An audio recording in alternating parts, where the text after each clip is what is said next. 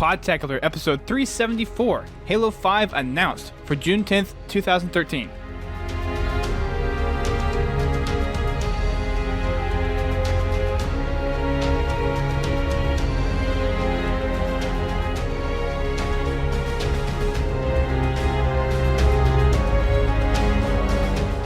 Hello everyone, welcome to our E3 Day 1 Spectacular overview review type thing where we're going to be talking about lots of different things, mainly the Halo 5 announcement, the Xbox or the Microsoft presentation, and at the end probably some Destiny stuff along with some Sony news that came out of their press briefing that just ended, which there's some pretty interesting stuff that came out of that. So we will dive into all that good stuff here. So we are doing this out of rotation. Of course, with the day one of E3, a lot of big stuff came out, so we wanted to go ahead and get our opinions out there and really see what everyone's first impressions are. So, of course, I have a panel with me, just as we did for the Xbox reveal. And joining us again is Justin Bryce from Drunken Halo. Welcome. What's up? My co-host, my brother, Travis Bryce, was slightly upset because you didn't say Drunken Halo podcast. And I said, What's the big deal? And so I know that if I didn't say that, I will never hear the end of it. And I'll probably end up in a hospital. on Skype and on your little image for Skype, it just says Drunken Halo. It doesn't say Drunken Halo podcast. Yes, so I know that. All right. He's not the smartest guy. That's why I'm there. Also joining us is Mitch, or Molten Slowa. I ran out of pants. I do not regret admitting that in the slightest. Yes, this unfortunate turn of events, you ran out of pants. I love E3. Oh, boy. Also, Okay. pants are off. Continue. Oh my god. Wow, I can't even get by with this. Okay, next down the list is Chris Salino, or HaloFanForLife. Yeah, or Sal, whichever. Yeah, hey. And I'm shirtless. Nice. That's normal. Your Give me a pants few loose? more- I'm give me a shirtless? few- No, wait. Give me a few We more all have- drinks and I'll be there with you. We all have some article of clothing that we're missing, apparently. Underwear for me. I've got glasses on. That counts. There's so many people in here. Yes, there is. Going down the list, next we have is Chewy from Ready Up Live. Hello. Hello. Welcome back. I believe this is your second time. Yep, yes it is. I'm looking forward to discussing what went down today. Lots of stuff. Sorry. Happy Life Day. Oh yeah. We also have Rebel Rouser, also over from Ready Up Live. Hello everyone. Hello. I believe this is your first time on the podcast. Virgin! It is. That's so hot. Podcast cherry. Everyone wants a piece of Rebel. I'm gonna leave that one there. Next down the list is Rukari, or Rukizzle. Hey. Hey. Oh. How's I it have going? clothes on. Believe it or not. Very nice. Doing a little classy, huh? Apparently, it's classy to just wear clothes like normal, but you know. Well, with this group, it seems like that's pretty much the case. Yeah. Good thing we don't have any connects in the rooms yet, where they have to be Lord. mandatory. Mine's still disconnected. That's probably a good thing. Next is we have someone who's new, at least for being on the podcast. Everyone else has been here except for Rebel, but we have Biowolf. How's it going? It's going all right. You kind of come over from Duquesne's land over on the Halo cast, so welcome. Yeah, thanks. Crazy world of it's actually the game cast now. We kind of switch things over since we do a variety of games. So Yet the cast is still done in Halo. yeah, true. But All right. Fair enough. Next down the line is someone that I met at PAX Prime, I believe, a year ago. I don't exactly remember. You'll have to refresh my memory, but it's SockswithSandals. Hey, thanks for having me. I was pretty gone at PAX Prime, so I probably met a lot of people that I don't remember. Apparently, I tell this story all the time. Apparently, I went to Avery's party, and don't remember seeing anybody there. I don't even know how I got in. Well, it was either Halo Fest or Last PAX Prime. I don't remember which one it was. It was the last PAX Prime. Was it Last PAX Prime? All right. Yeah, because he's the one that brought Voodoo Donuts. You know, the one that ended up in my sink. Oh, that's right. That's his doing. Very nice. I remember hearing the stories about everything that went down in your apartment. I mean, yeah, you say that like it sounds a lot worse. Don't get me wrong. I mean, Jeff threw up. That was about the highlight of it. Brandon threw up too. Well, and then there was the Bradford, there was the Green Skull, and all that other stuff too. Oh, well, that's just hitting your head. He's just not used to being tall, that's all. And I just have a low-hanging chandelier or whatever it is. Don't forget the Nevin. What was the Nevin? That story doesn't come all the way out. I will text you later, Rukari. And I'm not that story out. Finally, on the panel for tonight, at least starting off, is we have StartaRiot over from Ready Up Live as well. Hi. It's a girl. The only girl, surprisingly. We had some ladies on the show last time when we did our big. Tonight. I mean, just for tonight. You're a lady just for tonight? I'm confused. What? This is Hey, what's the over/under on how many people will be on after this is all said and done for this episode? 13. We have about 3 or 4 other people said that they will try to get on later if they permit, if schedules permit. Interesting. So 2 Griffball people, a couple other RULers, and maybe 1 or 2. What would total count for the Xbox One podcast? 15? 8 million. I believe there were 15 different people. Yes. Oh. Did that beat out Halo Decade Show? Say that again. Did that beat out the remember the Decade podcast? No, I think the Decade podcast we actually had 16. We can So, beat it tonight, not quite. though. Not quite. Maybe not. Maybe. We'll see. Okay, so we got a lot of stuff to talk about tonight. Let's go ahead and dive right into things, shall we? Oh, yeah. Of course, we're going to start off with the Xbox or the Microsoft press conference with everything that went on down there. Big announcement, of course, is Halo. So I think we want to go ahead and just start right off with that, even though it was near the end of the press briefing. We want to go ahead and dive right into Halo 5. Wait, I thought that was Journey. Looked like it. Okay, whatever. Crossover? A crossover, maybe? Maybe that's who you second player gets to play as? The dude I from thought it Journey? was a new Star Wars and Journey title, you know. Why is he walking around with a whole suit of armor on with a Jedi robe? Dude, Sandy gets It Because everywhere. he's Jedi Master Chief. It's more dramatic. He's all dramatic and emo now. Did you notice the cracked visor? I did. Yes. Yeah. So Yeah. I mean, the Maybe, yeah. short of it is we don't know. You don't want Maybe sand in your Shit's visor. not working. It was interesting to see because when the trailer was first showing, I didn't even know it was a Halo trailer. Yeah, He he looked looked like Megatron. It wasn't until that wrist came out and was like, wait, that looks like Master Chief. Wait, that's Cortana's chip. Oh my god, it's Master Chief. Yeah, Do you Why- think Halo that was 5 completely Well, a surprise to me. will Halo 5 end with him throwing the Cortana dog tag into the ocean? Yes. Okay, I guess nobody saw Top Gun. No. No. I didn't Years even make ago. the connection, to be You are- honest. Get Top the Gun Avalanche slash of everybody Titanic. else. Born. Yeah, okay, never mind. Sorry, I thought more people would have seen that one. Whoops. Nope. I live under a rock. I'm sorry. I'll buy you all a copy. All right, Right. so Dustin, you let me know when I can go, man, because I'm dying to get this info out. yeah, Sal's ready to let loose on a couple things. So for the Halo 5 announcement, it is coming for Xbox One in 2014. So we do have quite a bit of ways to go. This is a little bit less than 3 years from what we've seen from past Halo games.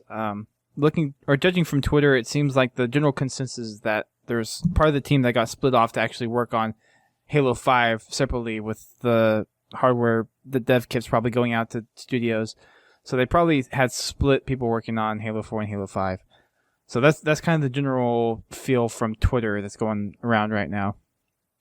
Yeah. Another piece of news from that is it's also going to be 60 frames per second, so no more 30 frame per second native. So it's going to look a lot cleaner, a lot nicer. Probably going to be bumped up to the, I would guess, the 1080 resolution. I don't see any reason why they would keep it 720, at least with the new Xbox hardware specs.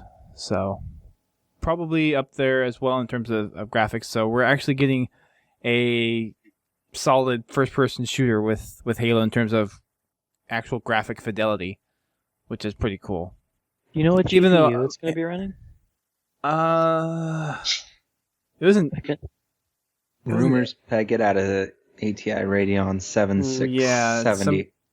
Some kind of ATI graphics card. I don't have the hardware specs in front of me, but both PlayStation and Xbox, I believe, are running ATI for their graphics and then AMD for their processor chips. Yes. So Isn't it one company now? Didn't AMD owns ATI. Yeah. So yes, that makes sense. Right. So of course, all that information is what we got from the immediate trailer. But Sal has made some discoveries. So he actually called. Well, I called him a little bit earlier, setting up times for this, and he managed to discover a few things about the trailer that I don't think many people know. So, Sal, go for it. All right. I'm going to drop the bomb on you and blow your minds if you don't already know. What do you guys think that mech is in the trailer? It is not the War Sphinx as people think. You know who it is? It is Mendicant Bias. Let me tell you why. What? Yep, let me tell you why. What? Okay. You all are familiar with Mendicant Bias. He was the AI, essentially, that was the one who sided with the Flood and brought about the destruction of the Forerunners, essentially. Okay? Is that Halo 3 terminals? Yeah, and the Halo 3 terminals.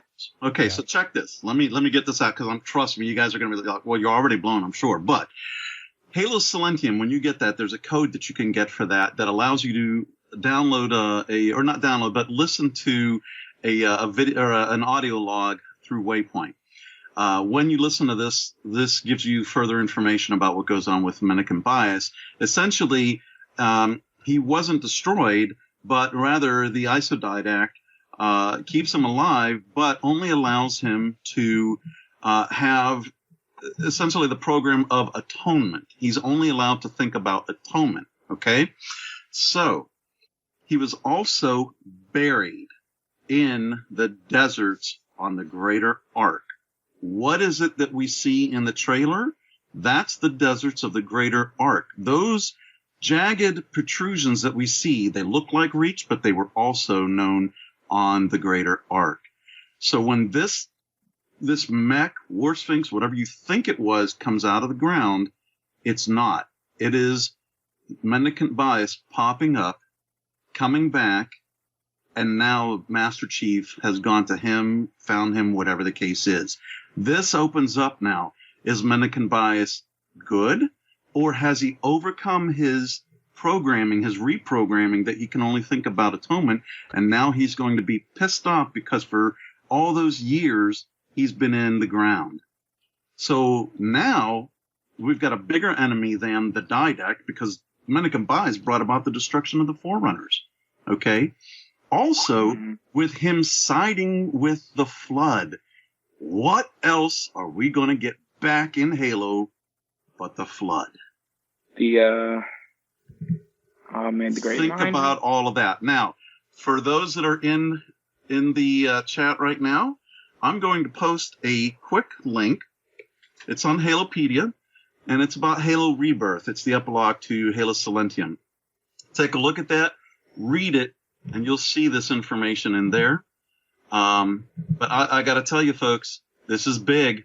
You can't get bigger. I mean, we thought we couldn't get bigger than the Didact, but now we've got Mendicant Bias. See, I was actually kind of proud, thinking it was the War Phoenix or whatever. Or War Sphinx? Yeah, the War Sphinx. Mm-hmm. I was going all off on it, and then now you told me that. It's better news. It's just it was a little. Yeah, I thought it was the War Sphinx too at first. Somebody mentioned something. I forget where I saw it. They mentioned something about the terminals and Mendicant Bias, and then I remembered something about it in the audio log, and I listened to that as well, and I was like, oh my God, put 2 and 2 together. Here it is. This is Mendicant Bias's return. So would that mean that Mendicant Bias has overcome rampancy and hit meta stability? Well, we don't know that, but that's possible. Or he could just be crazy bat like Cortana was, and now he's out for total destruction of everything like he was before. Huh. I tell But you what, it's strange when you see the trailer that Master Chief doesn't look scared. Now, granted, he's Master Chief, but this is a big ass, construct here, Yeah, he's not tiny. No, not by any stretch.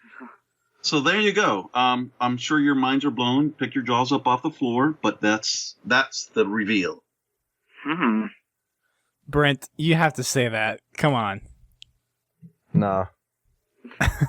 I feel like it's better left in the chat. Yeah.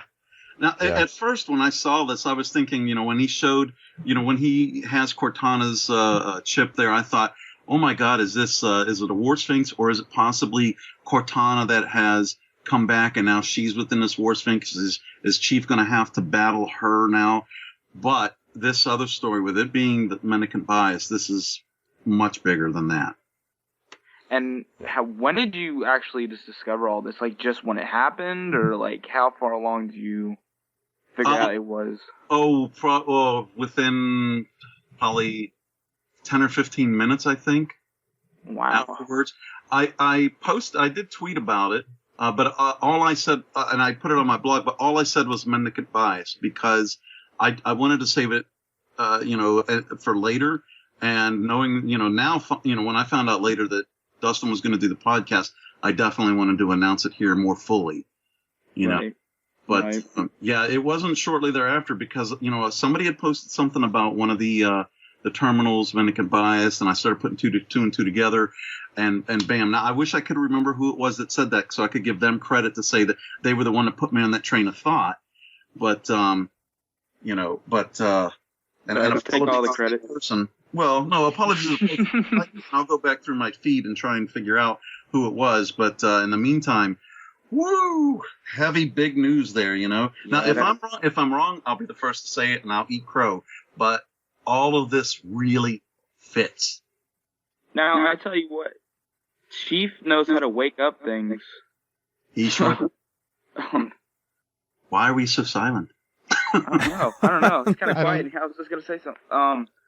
But no, with the War Sphinx itself. Now, you said he was an AI, didn't you? He's the one who coming over rampancy. Is that what you said? Mendicant Bias. Yeah. Well, not AI is the wrong term. He was essentially like the super monitor. There's another term, I can't remember it offhand. But he was the one that essentially was. As Satiri's put in the chat, he's the most advanced AI. Ancilla, there it is. Thank you, Pens Halo. The most advanced Ancilla of the Forerunners. And, he was the one, he was in charge of so much stuff for the Forerunners, and then he turned on them. He brought the Flood to bear against them, and, pretty much brought about the destruction of them. Right. So they're making, I don't know, it seems like they didn't learn from Halo 4 with the whole didact and the kind of hard to. Let me. So I know where you're going with this. Okay, cool. I think it's a matter of just how they presented the didact and trying to pull so much off the books, and I don't think they can do that. But we've already had an introduction with Mendicant Bias in the past Halo games. I think a lot of people that actually went through Halo 3 really actually looked at the terminals. I think the terminals were one of those big things since it was new to Halo. A lot of people knew about it already, so we're familiar with Mendicant Bias. Well, certainly, some of us are. I think more people are more aware of Mendicant Bias than people were for the didact. Oh, definitely. I mean, I would definitely agree. But I think that on the whole, you're still not approaching like half of the community. And by community, I mean people who might just, play it, just for the multiplayer for like 2 weeks and that's it. If the way this is going down, where we have the chief actually going and looking for Minikin Bias, then there's going to be some kind of backstory within the game that's going to explain why Chief is looking for Minikin Bias in the first place. So that's going to be our introduction to this character. Don't look at it as anything that's connected to Halo 1, 2, or 3. That's the problem with 4, is that it was a long gap trying to connect 2 stories. But now I think all that's going to happen is it's going to be built off of Halo 4. Mm-hmm. And don't forget that 343 keeps saying that they're more about story. They want to get the story out, Not that multiplayer is an afterthought. I think we're going to see a lot more coming out of Halo 5 than we did with Halo 4. We can obviously see now why Halo 4 was a little underwhelming for most, because it seems like there was a lot of focus now going to Halo 5 with the next gen and all that. But it's the story that has really become important. Not that it wasn't before, but now we're getting so much more into forerunner tech and so on. So, which I like. I like the fact that they, in 1, 2, and 3, that they brung in, like, they were starting to go through, like, the ARG, the Halo rings and stuff like that, going to the forerunner stuff. I like the fact that they're bringing in the forerunners and all the stuff that they're doing, especially now with the Requiem being crash land on that. I think they did a pretty good job with that. But like what he said, there's a major gap between 3 and 4. So I felt like you really needed to read a couple of the books to get started on 4 or else you were just kind of dropped in and lost. At least I was. I've only read what's the first Forerunner book? Cryptum. Yeah, I've only read that one, so I kind of had an idea, but for the most part, I was just kind of lost on some things. Well, I've actually heard quite a few people that have actually gone and read through the Greg Bear books, both of them, and they still didn't know. Oh, there's 3 now. Well, yeah, now there's 3, but the time Halo 4 came out, there were only 2. Yeah. But for the people that actually read the books before the game came out, some people still had a hard time trying to follow throughout the rest of the storyline. And I think that's just part of how the narrative of Halo 4 was done. It just wasn't done as well as it could have been. Right. It wasn't as fleshed out as what we There's so much backstory with every game that you know nothing about. When we played the first Halo, we were years deep in a war between the Covenant and the humans. You had no idea why you were shooting these aliens, other than they're shooting at you. So true. They still kind of explain that though a little bit, instead of just like all of a sudden you're on Requiem, the next thing you know the Didact's trying to destroy the Earth and you have to stop him, and you just want to know why. Like, who is that guy? Who? Yeah. Well, I think too with like Halo 4, when you're coming into it, like you should be brought up to speed regardless if you haven't read the books or not. I know for myself, I didn't read all of them, so I don't know all the Halo canon or universe, and you get into Halo 4, you have no clue what's going on. So, I mean, a little bit of backstory would be nice, even with Halo 5, to let you know what's going on. Well, they kind of did that with the terminals on Halo Waypoint. I mean, they did show some type of backstory to it, where the Didact was kind of pissed off that humans were trying to glass them out of extinction from the flood. Right. But that's the only backstory, which in my opinion they did a pretty good job on. But I don't think they should have did a little bit more than what they did. And like you said, I think for Halo 4 it was fine up until the point where you actually met the Didact. I think for people that were new to Halo, the fact that Chief was drifting out in space, that was already kind of established from Halo 3, but the fact that you were drifting around this Forerunner planet and being sucked into it, that I think is okay. But when it comes to actually being the Didact and having his motives just be very much out there and not really a reason why, I think that's what a lot of people... why he's mad and what he's trying to do. Right, I think it was up until that point where people were kind of okay with it, and then it's just like, wait, what? Well, because see, like you said, at the very beginning of Halo 4, you're floating out there, and then Chief wakes up and he doesn't know what's going on, so why should you? But the problem is as the story or as the campaign progresses, at least for me, I never seemed to my understanding never seemed to move forward with all the characters' understanding. I'm still back at square one, trying to figure out just people's names or whatever. I have no idea why Chief is being force choked and everything and all that. Yeah.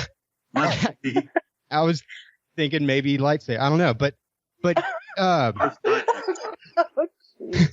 but I'm just saying, like, you know, I was really like, I was one of those guys who wasn't too excited about the multiplayer, but was like excited, like beyond belief for the campaign. And it was like, what I got was like exactly opposite. Like, I love the multiplayer and I really did not care for the campaign whatsoever. And so it makes me a little nervous thinking like, okay, well, how are they going to, you know, they've learned their lesson. So how are they going to follow that up? Well, one of the main characters in this new campaign is a part of an obscure terminal thing from Halo 3. And you know, maybe you could go to Waypoint to find stuff, but I just think that like that's really cool for people like us who are fans, but like that's not going to help the casual gamer. But it doesn't matter who they fight. It's a casual gamer doesn't need to know all of that extra stuff. That's why they're called casual gamers, you know? Yeah. But that doesn't mean that they don't deserve, you know, understanding the story too. But if they choose to explain that, they can find everything. I think as far as the story goes and having people actually enjoy the game, you need some kind of storyline that people can attach onto. Absolutely. And not just be completely lost. Yeah. Right. Look at past Halo games. I'll go back to like the first Halo again. All you did was fight one battle on a Halo and you left it, and that was it. There were tons of questions that could have come about a Human Covenant War, and they answered that and, you know, extra supplements, right? So with Halo 4, if you look at it, again, without looking at 1, 2, or 3, you know it's continuing a story, but if you look at it at a high-level overview, you're in a battle, you wake up, you know there's these guys that don't like you, you thought they were friends, whatever. You land on a mysterious planet. This mysterious planet is somewhat inhabited or is activated by something that you do. And then you find out that there's, you know, somebody who essentially controls all these beings. The only part that I thought was too much, too far, like that all could have worked. But the librarian coming out and evolving your genetic code or whatever she does to you to make you able to sustain the Didax attack. That's the only part I felt was too much for the simple gamer. Because they can introduce any enemy you want. You just know, shoot him and kill him. If you want to find the extra stuff, sure, work Hurst because we know that this person is a bigger piece of the Halo story than the game may lead on to. And that we think these people may be lost, but for the casual, they just know, bad guy, enemy, kill him. If they want to know more, they can go find out more. Yeah, but I don't know. I don't forget. You're looking at it deeper because you know there's something deeper there.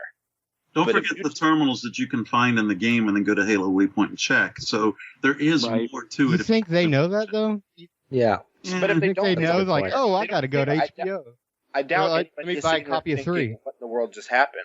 We say what in the world just happened because we know there's a lot that we probably missed on our first playthrough. I missed a bunch on my first playthrough. Even on my second. I think a lot of people missed on their first playthrough because my friend, he's into the books and stuff, and he still missed it. Like I had to explain stuff to him that he didn't even know that was in the game. That way he had to play it again, and then he actually got it, and it started flowing a little bit better than what it was. Well, you and I need to play together then, because I have no idea. Know it's there. Say that again, Rukari? Do you think we only realized we missed something because we know it's there? Like, we know that there's extra stuff for us to dive into? If all we wanted to do was get through the campaign and know just about Halo 4, I think we would have been fine. Well, I think it's because we want a little bit more, in my opinion. You know, if we know if there's a little bit more out there, we're going to try to look for it, for more backstory. Easter eggs. Yeah. I think it's just the built-up. It's just that built-up, you know that there's going to be something hidden in there. There's going to be something more that you missed. It's just expected. Right. So do you think as a super casual, you'd be okay with Halo 4 if you knew nothing about Halo at all? You just know there's a bad guy, I woke him, I killed him. If I didn't play 1, 2, and 3, I think I would have went into it with a little bit more sense of, not like a dumbed down sense, but I wouldn't have expected more of a backstory. Yeah. Well, let me say I've played all the games. I've read all the books except for I have 1.5 left to go. I have the last half of the second Forerunner book and then the last Forerunner book. And I just know that me being someone who's really into the fiction, I had no clue what was going on in Halo 4. It was tough. It was like tough. As someone who's new to the franchise playing that game, I don't see how they could ever stand a chance of understanding what's going on. Maybe some of them don't care about knowing, but because you're looking too detail oriented. Right. You know there's details there. Someone who's brand new to the franchise is literally going to be simplistic and say, bad guy, he controls them, these are these other aliens, kill him, go. Right. And look, the thing is, my little brother, he became a big fan of the franchise because of me. And he's played them all. He's played Reach through 4. And he actually understood it better than what I thought he would. But he even said it, he's like, how is it that there's so much, like, not in between Halo 3 and 4, other than the fact, like, he even asked, he's like, why is the Covenant bad? Like, he never understood that part. Like, he thought at the end of 3, they had an alliance with us. Well, at least the elites did. And they were coming back and shooting us. And the Flood's not even in 4. They didn't even mention, other than the terminals. I don't think the UNSC or Chief having to fight the Covenant is something that was too much out of place for people to understand. I don't think that was something that should have been that hard to grasp. They were a different sect. All right. Well, they even said that they were like, what were they, pirates or something? Yeah. They said they must be a rogue group or something, but never really kind of went too far out onto that. If you think about it, the Arbiters group is kind of the rogue group. Yeah, because he parted away from everybody. Yeah. He found out that the journey was a lie, I guess, and completely rebelled against the prophets. You have to read the books. I'm joking. Right. I've read a couple. I haven't read them all. I'm into Glasslands now, so I haven't read. I've read somewhat of Cryptum too, so I'm kind of going through them. Thursday War. You really need to Thursday War. As far as like wrapping this back around to Halo 5, though, as far as having Minikit Bias be the new bad guy in here, pretty much, I think from what they've said throughout their GDC talk, and then a couple other talks that they've had, they've kind of taken some hints from what they've done and what they did with the development with Halo 4. So I don't think that we're going to see that kind of distance be put in between the story and having people have to go read through the books and some of the other external fiction to get an understanding. I think they've kind of taken a hit from that, and they're going to do a little bit better with this. Frank O'Connor kind of said that before, that they realized they made a little bit of mistakes there with some of the crossover and the storytelling, and maybe tried to go too far with it. Right. Well, I mean, the thing is that they're new at this too. You know what I mean? Reach was their first game, and then making off of 3, they had to come up with some type of story. They didn't make Reach. Bungie made Reach. Well, they were with them. They ruined Reach. Taking care of it. Right, but that doesn't really constitute actually developing the story behind it. I mean, we're talking about the campaign right now. Yeah, we're not talking about people where this is their first job. No, their first job was actually Anniversary. No, I don't mean that. I mean these guys all came from, guys and gals all came from other studios. It's about how you work as a team. Same with like sports. Like you could have a couple guys who've won championships on your team, but if they can't play together, then it doesn't matter what they've done in the past. A lot of the game industry, you see, it was too ambitious. That's all.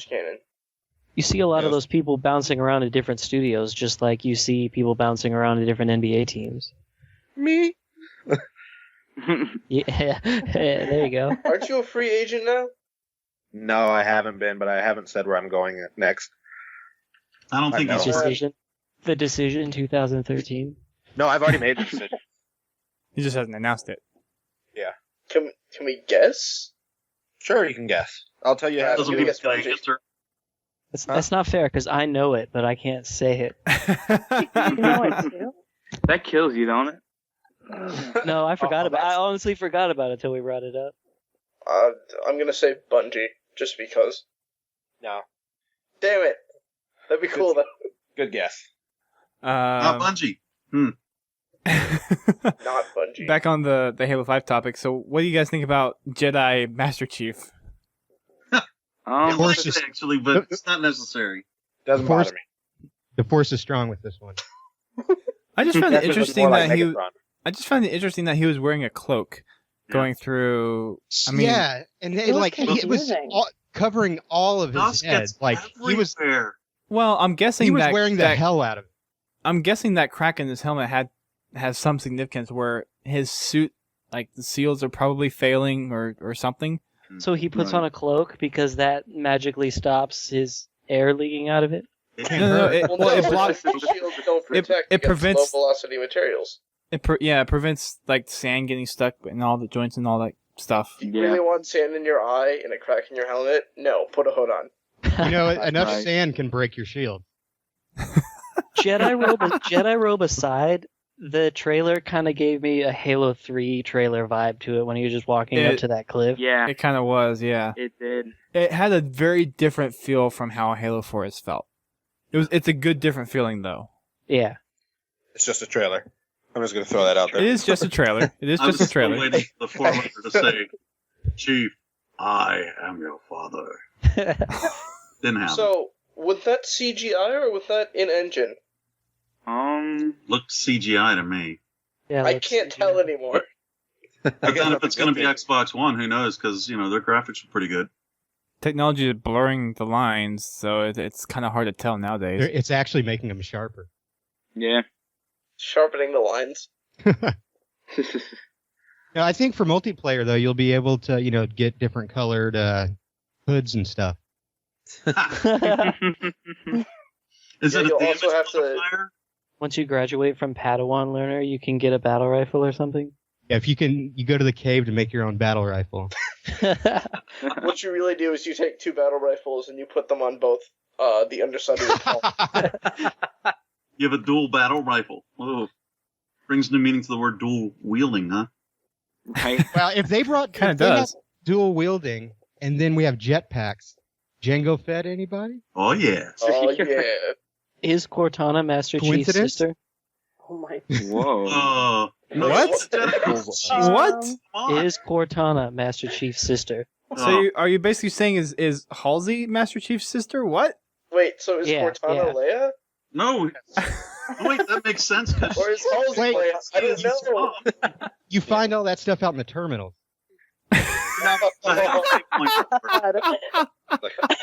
Oh, Don't forget about that Halsey and Keys playing. Oh.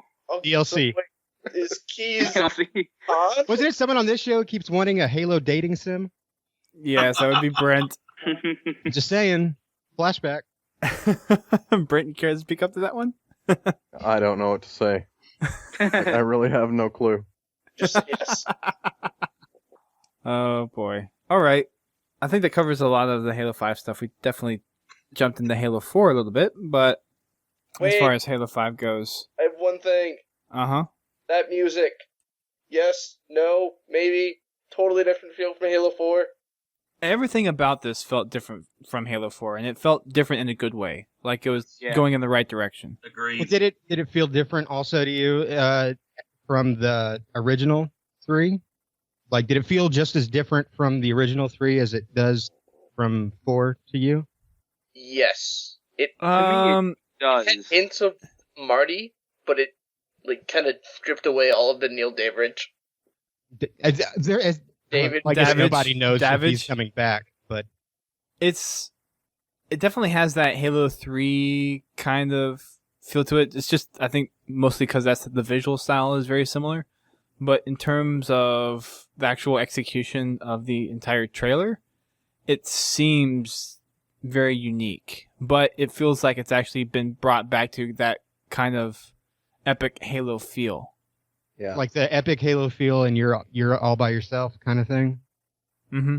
Like there's no soldier, it's just the Master Well, Chief.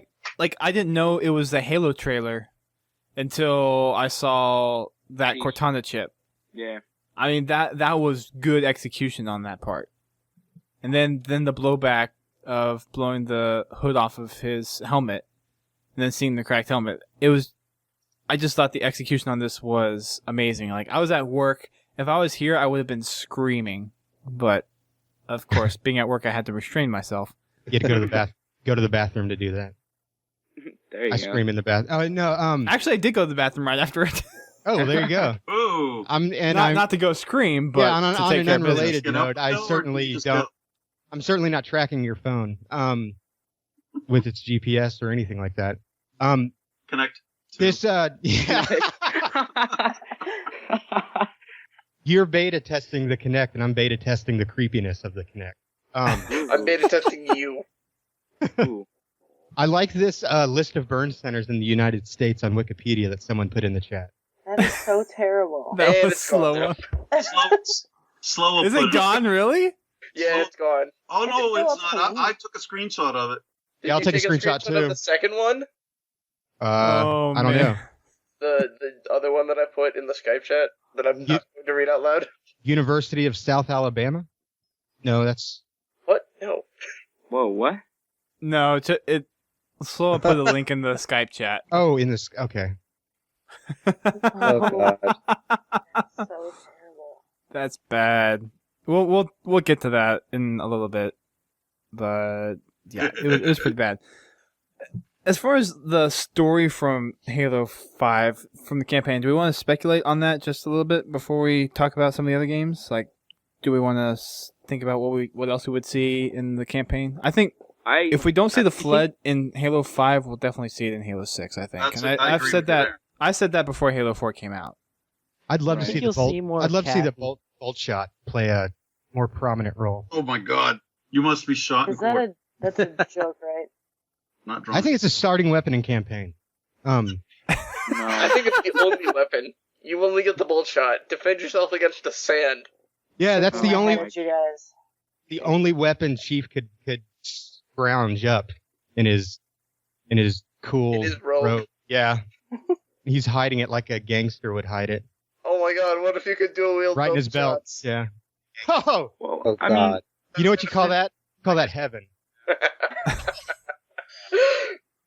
I kind of had an idea on since he was saying who the new enemy is, or I don't even know if he's the enemy or what. But do you think we could see the Gravemind back since he was with the Flood? Like, do you think we'll see that? Or? So my thought on that, sorry to interrupt, my thought on that is you're going to play against Minik and Bias in 5, and then the Gravemind in 6, and that's where the Flood will really play a role, a factor. Again. So the Gravemind in Halo 3 was starved out from the local ring that got detonated there, but there's still Flood in the rest of the galaxy. We didn't take care of the rest of Flood that was still on Delta Halo and some of the other places. So there's still Flood out there. And can't a second Gravemind basically be created? Well, I thought the Gravemind in 2 was different from 3. Am I wrong? No, they were the same one. Oh, they were the same one? He was the same one? Alright. I'm pretty sure, yeah. You think you'll see more of Kat and the other parts? In what sense do we see more of Kat? She's dead. I don't think. Well, I mean, Force I'm not talking about Kat. I'm not talking about Kat. I was talking about Palmer. Who was it? I can't remember. The Spartan that showed up for like 2 seconds. I can't remember her name. You play as Crimson, wasn't it Crimson or? Yeah, Palmer. Yeah. Palmer, the bossy one. Yeah. Yeah, that was Palmer. No, I hope we never see more of her. Yeah. Ever. Throw her out an airlock. Thank you. Spartan Assault. Yeah, I was like, throw her out an airlock. Said that you're getting more. Yeah, we have Spartan Assault. Yeah. I personally don't. Which half of us I don't probably have won't much be of a able problem. to play. Yeah, I won't be able to. Or want to. I'm sitting over here with all my Apple stuff. I personally don't have that much of a problem with her. Ever since they came out with the second half of Spartan Ops, and they at least got her to stop saying eggheads all the time. Oh God! Thank God. I don't see her as that bad of a character. Yeah, I think she works. I think she works in the game pretty well. I didn't mind her. She was kind of, well, I'll refrain from using the word I was going to use, but a douche. Yeah, I didn't like the egghead part of it, and she just seemed very disrespectful to her own crew, to her own Spartans, and that just is not cool. Yeah, see, that's how I felt about her. You know, she was constantly out there just to, I don't know how to put it. Like, I just didn't like the way she acted towards anybody. And, new breed of Spartans. Didn't have the same training, didn't go through the same things that the 2s did, or even the 3s for that matter. Who knows? Maybe they're all just jerks. Well, yeah, I mean that opening scene for Spartan Ops, it it, is showing you that, hey, frat guys are Spartans now. Oh, God. Yeah. Frat guys. Marco and Madsen, jeez. And Billy D. We were making it. We were making sure they felt safe, or whatever the line was. Oh, safe and secure. Yeah. But the thing is, with Spartan Ops from 4, the way it ended, I was talking to a couple of people today. Do you think that's going to tie in with 5? And do you think Chief is going to kind of go away from the UNSC because of what Halsey did, or? Well, I don't think it'd be because of Halsey. I think it'd be more because of Cortana. And I thought that the campaign in 5 was gonna be like the continuation of Spartan Ops. Right.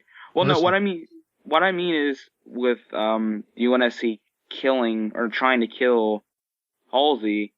I was thinking maybe the only reason why the Chief needs Halsey to bring Cortana back.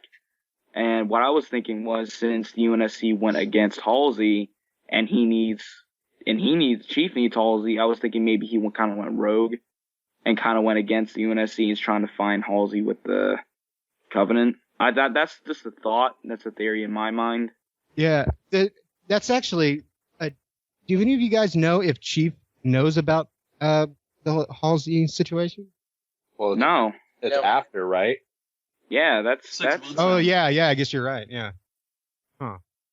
She doesn't know about Chief, and he doesn't know about her.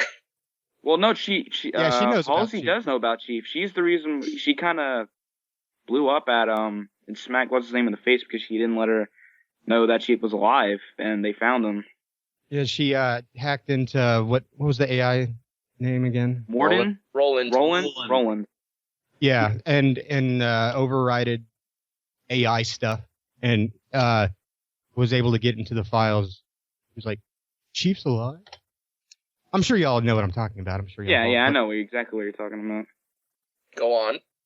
But like the problem with that though is she's with the Covenant now, and what do you think? Okay, so if the rest of this is gonna go down as like, the Forerunners being the primary enemies, where could the Covenant fall in all this? Like, it could we see the Arbiter again with like his crew like backing up the Chief or the UNSC? Do you think, or do you think we're done with the Arbiter?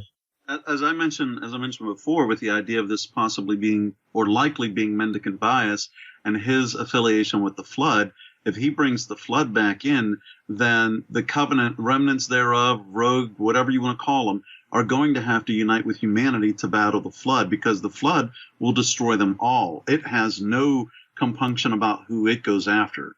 And we know it can infect humans. We know it can infect elites and brutes and so on and so forth. So anything but Johnson. You can't infect the Johnson. I'll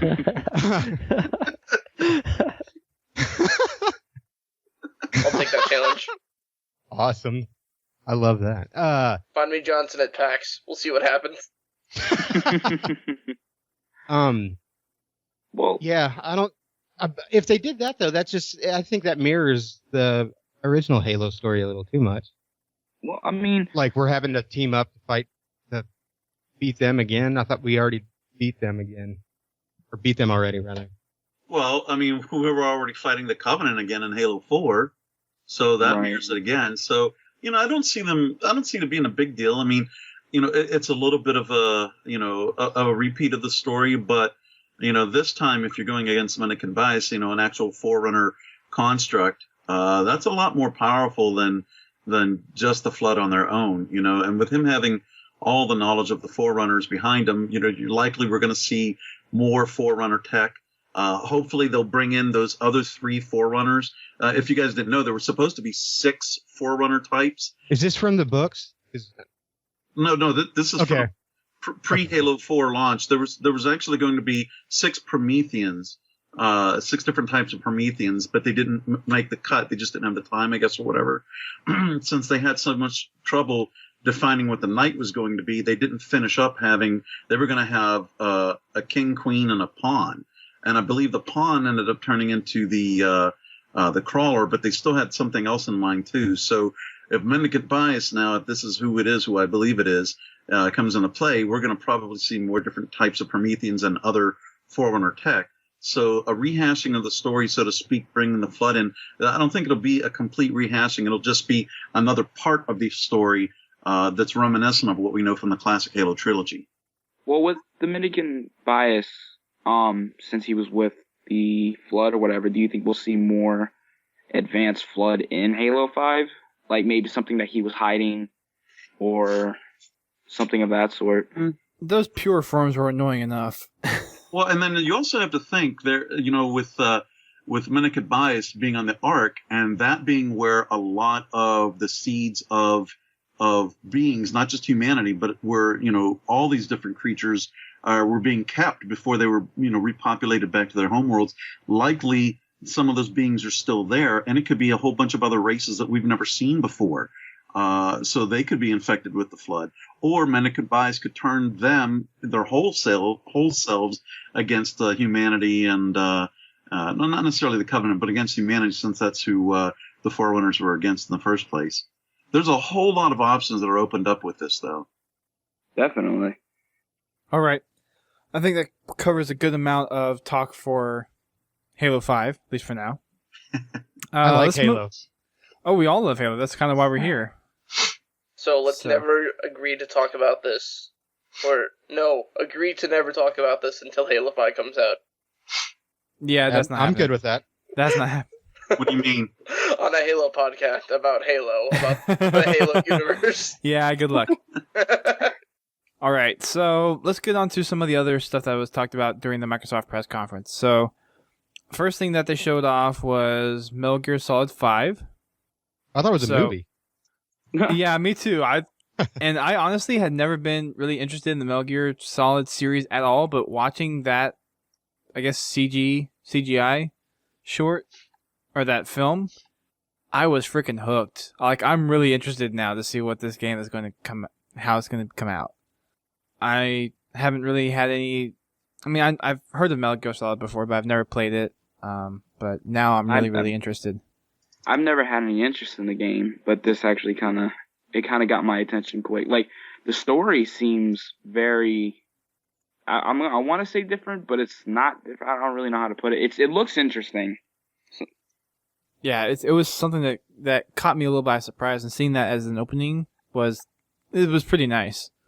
Metal Creed Redemption. Yes. It was Metal Gear and assassinating people, and you had a horse. I don't see the Assassin's Creed too much in there, but okay. I can see the Red Dead Redemption. You threw a knife at someone, it still counts. Fair enough. The new Xbox. So they talked about a new 360. So there's now a third Xbox. Why are they doing this? I have no idea. I'm pretty sure everyone face palmed at the same exact time. When they said that. Maybe it's a sign of endearment for the 360 and 360 owners that they're not giving up on the console, even though they're going to something new. It's just a device that looks like the Xbox One. Let's call it what it is. It's something to give you an opportunity to transition from the 360 to the Xbox One. This looks like an Xbox One, so when I get this very simplistic Xbox One, I already have.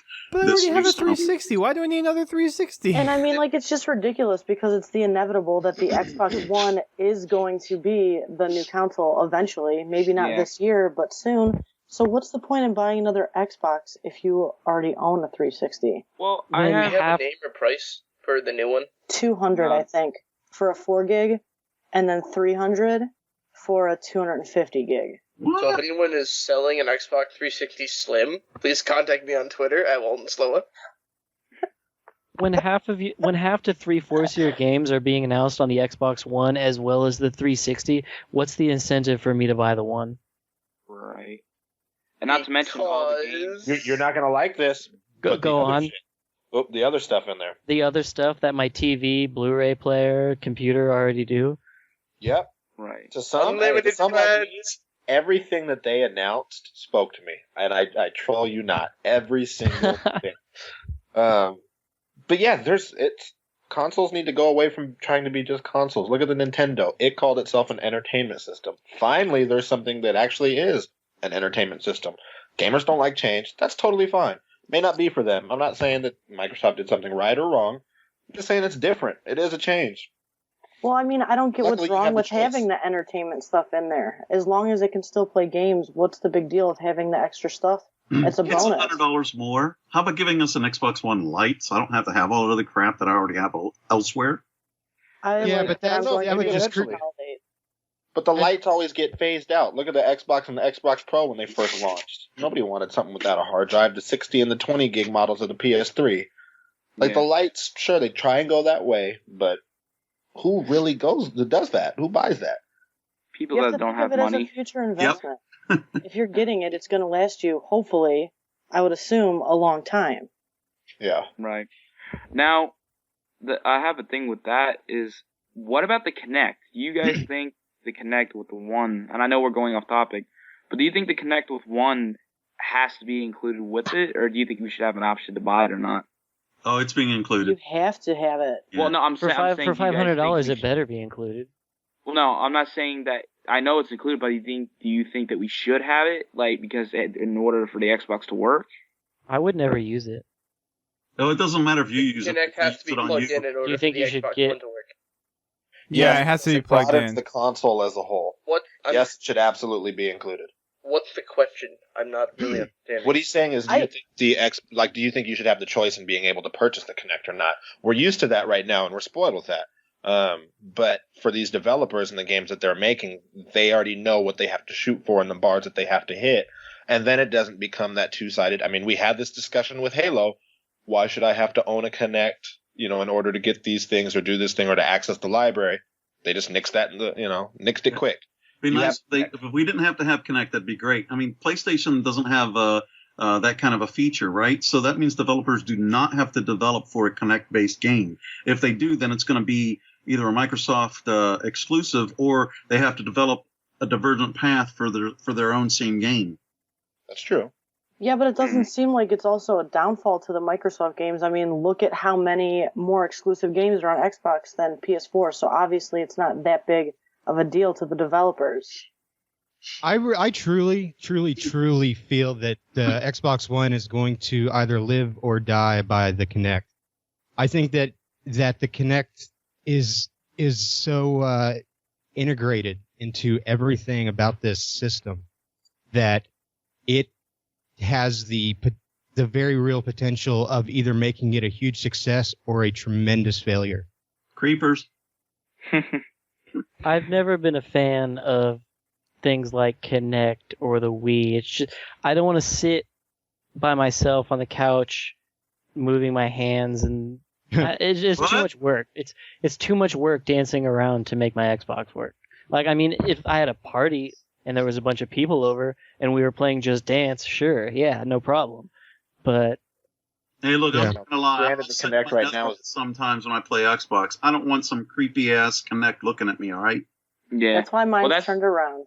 Well, no, but that's just it. It's going to look for a heat signature, so you have to be able to show that you're there. You don't have to, though. You don't need to use those features. I mean, you could talk to it, or you can grab your controller like normal. Yeah, I don't see what the issue is with the Kinect. All of those options you can turn on. It's that extra piece of hardware that people don't necessarily use, and that you're paying for anyways. But you got to look at the fact that we are a core group of gamers. I'm willing to bet that more people will choose to use it because it's there than try and pick it up without it being there as a side peripheral. Well, but it's so integrated, it literally requires it to work. And I can tell you, I have a Kinect, and I was excited about getting it, but I didn't stop using it because I didn't like the games or, hated the, workout I would get. I stopped using it because it was so hard to use. You had to have, what was it, 6 feet?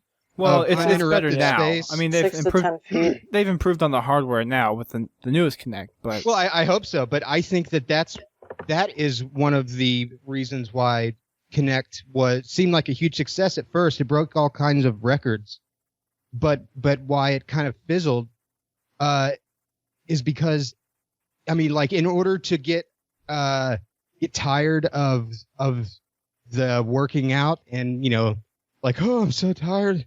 Oh, I'm beat. Yeah. No more Xbox.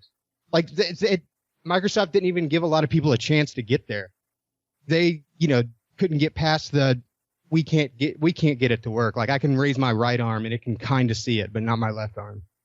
To me, it's just a piece of, like, that's what I'm saying. It's just a piece of hardware that I had one. I gave it to my little brother. I don't ever want to use it again. I just never used it. It was just sitting on my thing that's gathering dust. To me, I mean, some of the features to it was pretty cool, like to look up stuff or like voice commands. That was definitely cool, but I would never use it other than that. I just see it having to be included as part of the console when it's a peripheral. But it's not going to be a peripheral anymore. Like, it's going to be an integrated piece. Once it's integrated and required for it to work, it stops becoming an extra. Well, that's what we're saying. If it was built into the box itself and you didn't have to plug it into the side or the back or whatever, and it just looked at you from the console, you'd be forced to buy it either way. It's the same thing. That would be creepier. It would, that would be creepy. You know what, though? You might as well think of it like that, though, because that's how it's going to work. Well, the one thing, though, I like is the face recognition that they were talking about on that. It's kind of weird, but I like the fact that it goes to your profile because of your face or your ID, I guess you can call it. Or even with your voice now, doesn't it have that too, where it can detect your actual voice when you sign in? Big Brother. Does it? I think in the Xbox reveal that they said when you say, you know, Xbox on, it recognizes your voice and automatically signs you in to your profile. Yeah. Now, does that work for each profile that you have on that Xbox, or is it just for your? That's the way they made it. I would assume so. I mean, if it works for you, it should work for all of the profiles. I mean, obviously, you're going to have to calibrate it so it knows your voice and recognizes it, but... Right. Yeah. Oh, I'm going to have so much fun. I'll do Donald Duck voices and everything else and really screw with it. Gosh. I'll just put an iPod on with my show on it and just have it on, like, repeat. Nice. All right. Moving down the list. For Gold members, they're rolling out a program where you're going to be able to get 2 free games a month. Is that AAA or arcade? It's actual games. Yeah, they gave the example of Assassin's Creed 2 and Halo 3. Yeah, those are the first two. Those are the first 2 that are going to be available. On July 1st, they're available for free. Right now, Fable 3 is available for free. Yeah. Although, so it's I like can't get it to work. 99-cent 7-year-old car wash bin movies. Pretty much. I mean, maybe not car wash bin movies. Maybe they're still selling them at the movies, you know, movie store. Movie store, what the hell? But really? Maybe like Walmart. But like they're on sale for like $7.99. They're at Blockbuster. Yeah, I doubt it. Yeah. Zing. I doubt it'll ever be anything crazy that they give us, but good. Free is free. I mean, it's a nice little ad. Plus levels of crazy, but it's a step in the right direction. I agree. What I think it is when Xbox 360 is going out. Well, it's not really going out, but like since they're making a switch to the Xbox One, I think that they're gonna want more people to start playing their games to have more fun with them. You know what I mean? That way, people are gonna be more interested to get the Xbox One to see more variety of games since they're free. Be like, well, I didn't like that game because I had to pay for it, and now it's free. I might as well try it. So you might get hooked onto that game or something. You know, maybe like an advertisement for Xbox One. I think what I'm intrigued to see is how they continue with that when we get the Xbox One. Since it's not backwards compatible, what games are they going to give us? Do you get one for each system? You're kind of hitting the point there. Like, they can give us free old games all day long. And but they're not going to. They won't lose money on it. Yeah. They won't be getting me. But I think I read on IGN that they're only doing this through December, and it's going to be a different 2 games every month. I thought it was they were only doing it through the launch of the Xbox One. Yeah, I thought it was the launch of Xbox One. That's what I heard. So you only get 2 games. November. So you get 6 games? Wait. 10 games? No, it's 2 per month. 8 games. If So they're counting July, August, September, October. 8 games. So 8 games. All right, I'm gonna say. But the thing is, like, I already have a digital copy of Halo 3. Yep. It's not like they looked and said, "What games does Dustin have? Let's find out what he doesn't." Well, many shit's gonna happen? How many people are going to be like, "Oh my God, Halo 3 for free? I definitely don't have that." Said the 10 people who are playing Xbox. Wait, hold on. I think we're forgetting an overlying issue. Dustin, what else do you have digital so we know what's coming next? Oh wow! Wow. Next month is the first and third DLC for Battlefield. He's got Happy Wars. There you go. That's great. All right, everyone gets Happy Wars for Well, that free. was free already. That was Holy- free already. Oh man, so Fable 3 and Happy Wars are free this month. Confirmed. Confirmed. Oh boy. What'd y'all think of the tank game? Yeah, that was I'm next. gonna have fun with that. I'm gonna have a lot of fun with it.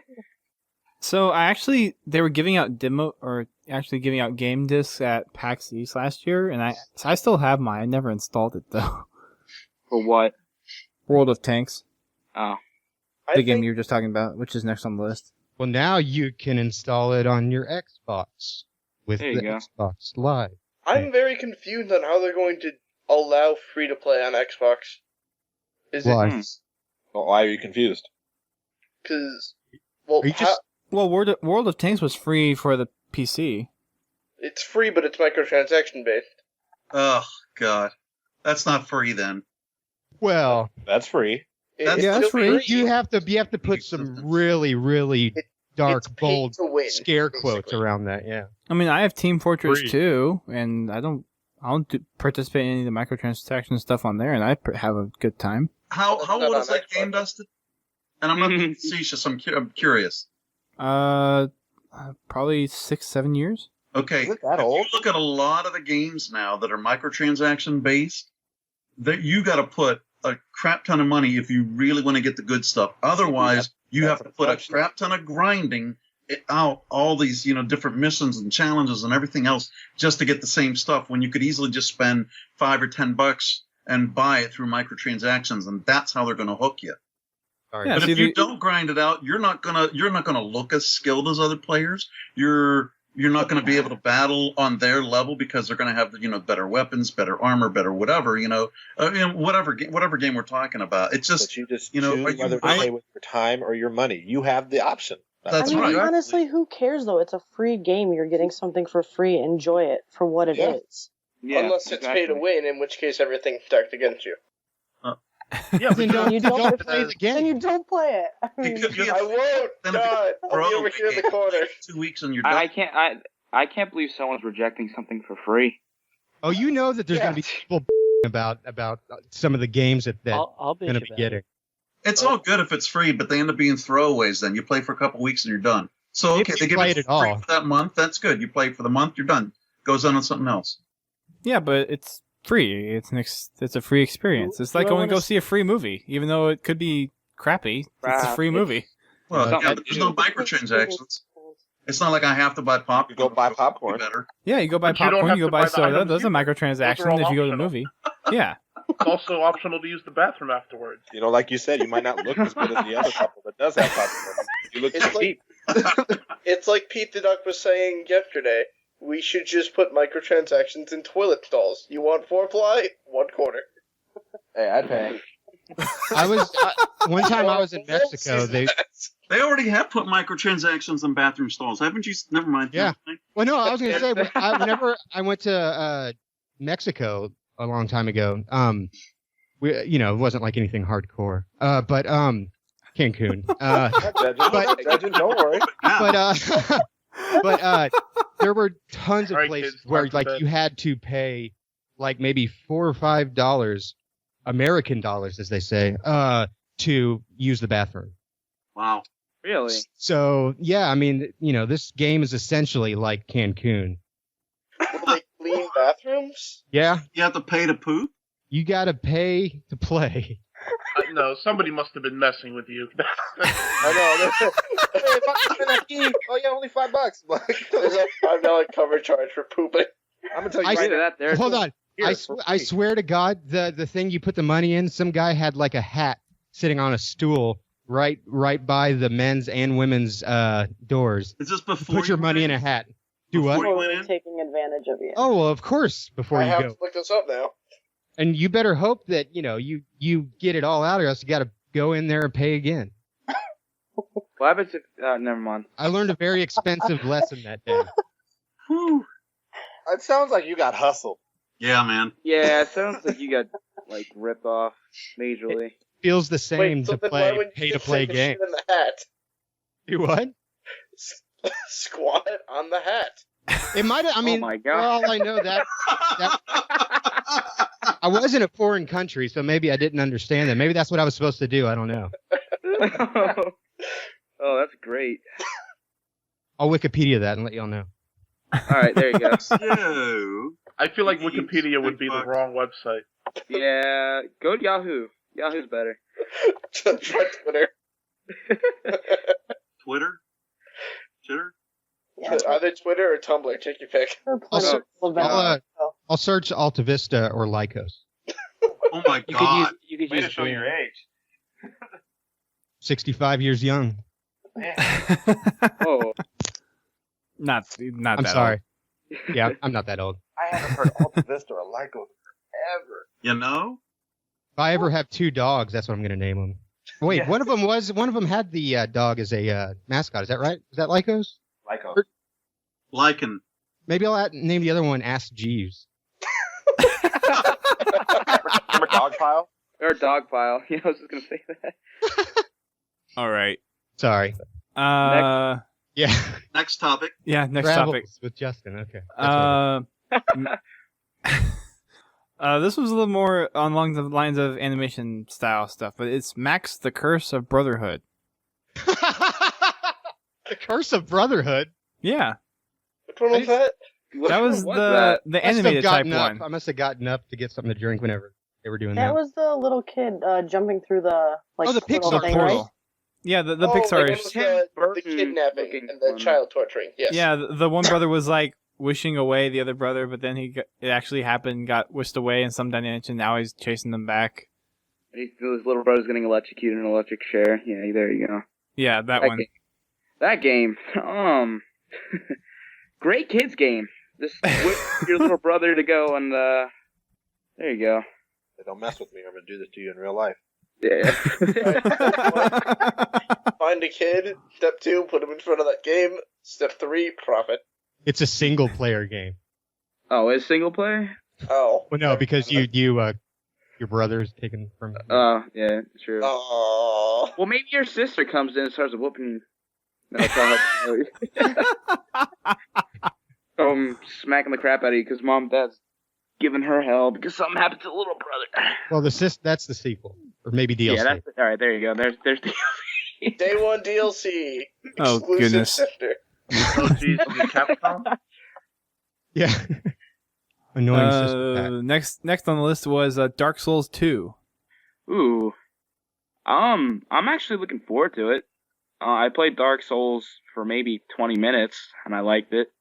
For that 20 minutes I was playing it. It looks pretty good. I like it. Dark Souls 2, the darker. Dark Souls 2, hold on to your butt. Hold on to your hair. Hold on to your non-existent pants. How is it you guys get the hold on to your butts reference, but you didn't get the Top Gun reference? I got it. I don't know. 1986. I don't know. Okay. Some things just come, some things just don't. She said. Let it go. Come thank on. Thank you. I gotta remember the crowds I hang out with. Next one is Ryse, which I thought was... Which one was that? Oh man. That was a 6-minute long quick time event. I didn't know what that was. I just remember when that was shown, my Twitter feed went up in flames. Like, QuickTime events, really? I thought we were over this. I mean, the game looked amazing. It was beautiful, and those particle effects gave me girlwood. I'm looking for the joke that Rukari But I mean, made. it was a lot of AI literally on the screen at like one time. Slowa, you just went for the wrong period of time. You went for 300 when a Gladiator reference would have worked much better. That's all it was. Time streams. I'm sorry, you never cut the streams. It was my bad. I won't do it again. The game looked interesting. One thing that I mentioned and that I saw in the gameplay is like constantly after you battle someone or while you're battling them, you have to hit the certain button in order to do so. And to me, after a while, that would just get annoying. Yeah. Did you notice the difference between what they showed in the 6-minute video and what Ashton did? I saw no QuickTime events when Ashton played her, or was it Ashton or the other guy, when they played their, 30 seconds of it waiting for Killer Instinct. I don't know if I saw that. Do you remember that when they were talking about loading or matchmaking in the background? Oh, yeah. I was so I happy. didn't see this, so I must have watched. I don't remember this at all, actually. They showed maybe Ryse being... They were kind of waiting for the match to happen. They were just standing there, and they weren't actually really fighting. It was like what we got in the Ryse 6-minute video was literally, look how beautiful it looks. But I don't think the gameplay is going to be like that. I think it will a bit, but not that much. That would be too much. There's too many people to fight. So you're not going to get a Ryse on a Ryse. Just seems too repetitive. All a Ryse for a Ryse. No. I'm looking forward to 6 years of terrible puns. You would. Of course I would. I'm the king of terrible puns. Yes, as made evidenced by your Thursday tweets. If you do not follow Slowa on Twitter, make sure you at least go try to check him out. I'll try to. Yeah, just try to. Yeah. I'm not saying you will succeed, but just go take a look and you'll see. Yeah. What's your Twitter, Slowa? At Molten Slowa. There you go. I'm too old to remember that. Can you post that? It's his username if you're in the chat right now. And if you're listening to this, it's in the ID3 tags. Molten Slowa. All right. Next on the list is Killer Instinct. Oh, man. Can I go off on that? Another old style game. You can talk about it. I don't know if you want to go off on it. Alright. 1. Rape jokes, especially with the fighting game community on a live stage, not cool. Your mind went to rape. That's more a product of your environment than anything else. Because to be honest, that sort of stuff is said in sports, and it's no big deal. It's meant to imply that somebody's getting their ass whooped. Like, I had this discussion with so many people. That's like me trying to say everything's because I'm black. Like, no. Your mind went to rape. I'm not saying you're absolutely wrong for that. But we can't just latch onto every single thing. I mean, we can get in a whole sociological debate on how we view things and where we were raised. But I heard it. I didn't think a thing of it. No one else I saw thought a thing of it. And then I saw Twitter. And it started with a few select people, and a couple people were like, oh, yeah. But rape joke? No. I didn't even notice it either until you guys just just said it. Grab your ankles because I'm coming in. Like, sure. But, like... Which game are y'all talking about? When Killer Instinct. It'll it'll be over soon. I didn't even think about that either until you just said it, Slow. Well, and then she said afterward, no, I don't like this. Stop that. That's what got me. Maybe it's just me. I didn't even pay attention to that at all. Yeah, I didn't catch that's more it. Product of environment and sociological values. Great, Slow. You're a good role model. Pawn Wednesdays. Also, putting a producer against a community manager, a producer with a fight stick against a community manager with a controller, not exactly the most fair. Well, so a lot of people also thought that one was, that they weren't really playing. Yeah. What? Yeah. It wasn't for real. Yeah. It was the same reason why they each won with like 80% of their health left. Yeah, that was definitely staged, along with all the other stuff that was there. Everything you saw was a lie? Oh, God, not everything was. A good portion of it was, though. It's almost like they were reaching into a PowerPoint remote in their pocket. Or looking at a teleprompter.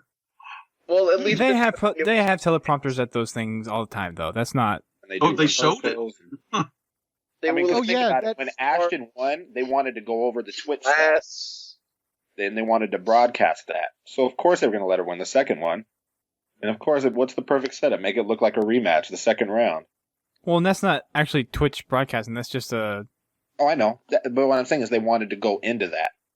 Like, they knew which way they were heading. Okay, Ashton, you'll win the one where you're pretending to broadcast to Twitch. Go back and watch it. It'll be the funniest non-fight ever. Did anybody else feel like they were watching an awards show for this entire thing? Ugh.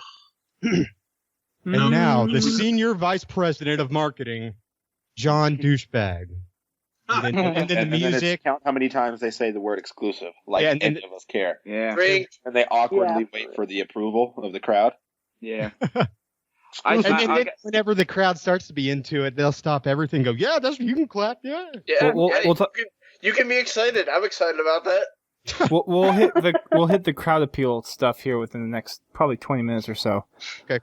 Just real quick, that Killer Instinct, was that a live Twitch channel? Because that went from 50 viewers to like 2,000. No, it's not. Like Rukari said, it was all pre-recorded, pre-set up. The very beginning of the... You don't give room for anything to go wrong at any of those events. Like PlayStation? Yeah. Hey, no sound? Like 18 minutes late for a conference? At least the beginning of Killer Instinct, did it remind anybody else of, was it Bulletstorm or Battlestorm? Or what was it from The Simpsons, the fighting game that Bart wanted to play? Was it Bulletstorm? Bulletfield? Bone Storm.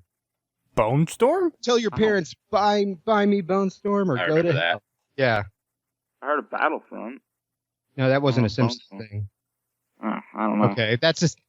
You guys don't get Simpsons and Top Gun. I'm making a list. You just need to stop, dude. It's not working for you. I guess not, man. Go home, Drunken Halo?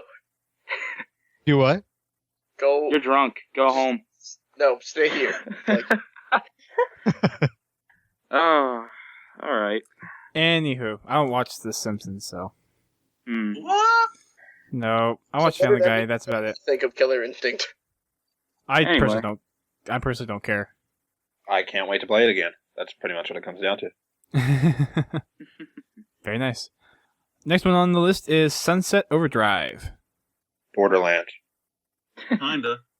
It's like a weird mix of like Flood, but special infected from Left 4 Dead and parkour, and I don't even know what. Parkour. It was like Mirror's Edge, Borderlands, and Left 4 Dead all in one game. I like the headshot. That was pretty cool. And they showed boom as an explosion, but it was the letters. Doubtful that's going to actually be in the game, but it looked all right. I wouldn't mind playing it. It's something that I would want to play just to try, like one of those free games that you get on Xbox. I doubt it's going to be free. No, I'm just saying, like I wouldn't want to buy it. Like if my friend let me borrow it, I'd probably play it. But other than that, I wouldn't want to buy it. Yeah, but then you'd have to pay that fee. Oh crap! What fee? There's no fee. There is no fee. You just can't borrow it. Well, as long as you're on this list for 30 days. It's the fee of time. Yeah, but if you have unlimited friends or however many, 1,000. Sure, add me. I know I'll be borrowing your game soon. I think it's 10. Really? Yeah, I thought it was 1,000. Games up to 10 No. friends. No, 10 days on the friends list. Oh, okay. No, it's 30 days. Hold up, I got the Where's that press sheet? I think it says on the Xbox site 30 days. Anyways, I don't know. what do you guys... I like the movement, like, flow of it. It reminds me a lot of the Spider-Man web slinging, but it also just kind of looks like another generic zombie game with a cel-shaded art style. So I'm interested in seeing what sets it apart from other generic zombie games. I think it's definitely something I'm not going to pay $60 for. That's for sure. I mean, I might rent it, might buy it used eventually or something, but... You cannot rent... So, talking about game price points real quick. Is it just me, or does it seem like we need to really get away from this model that every single game ever for a console is a flat rate? Like, for the Xbox 360, everything is $60. Except that model needs to go away. There was. How do you judge that then? You're saying certain AAA titles get more than others just because. Well, look at what they do on the PC. Look at what they do with computer games.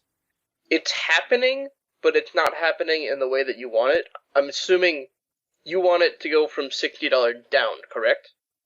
Or would you rather have up. it $60 up?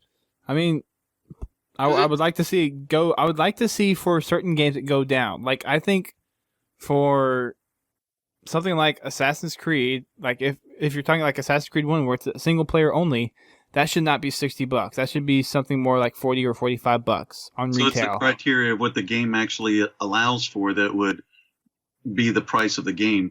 Single player.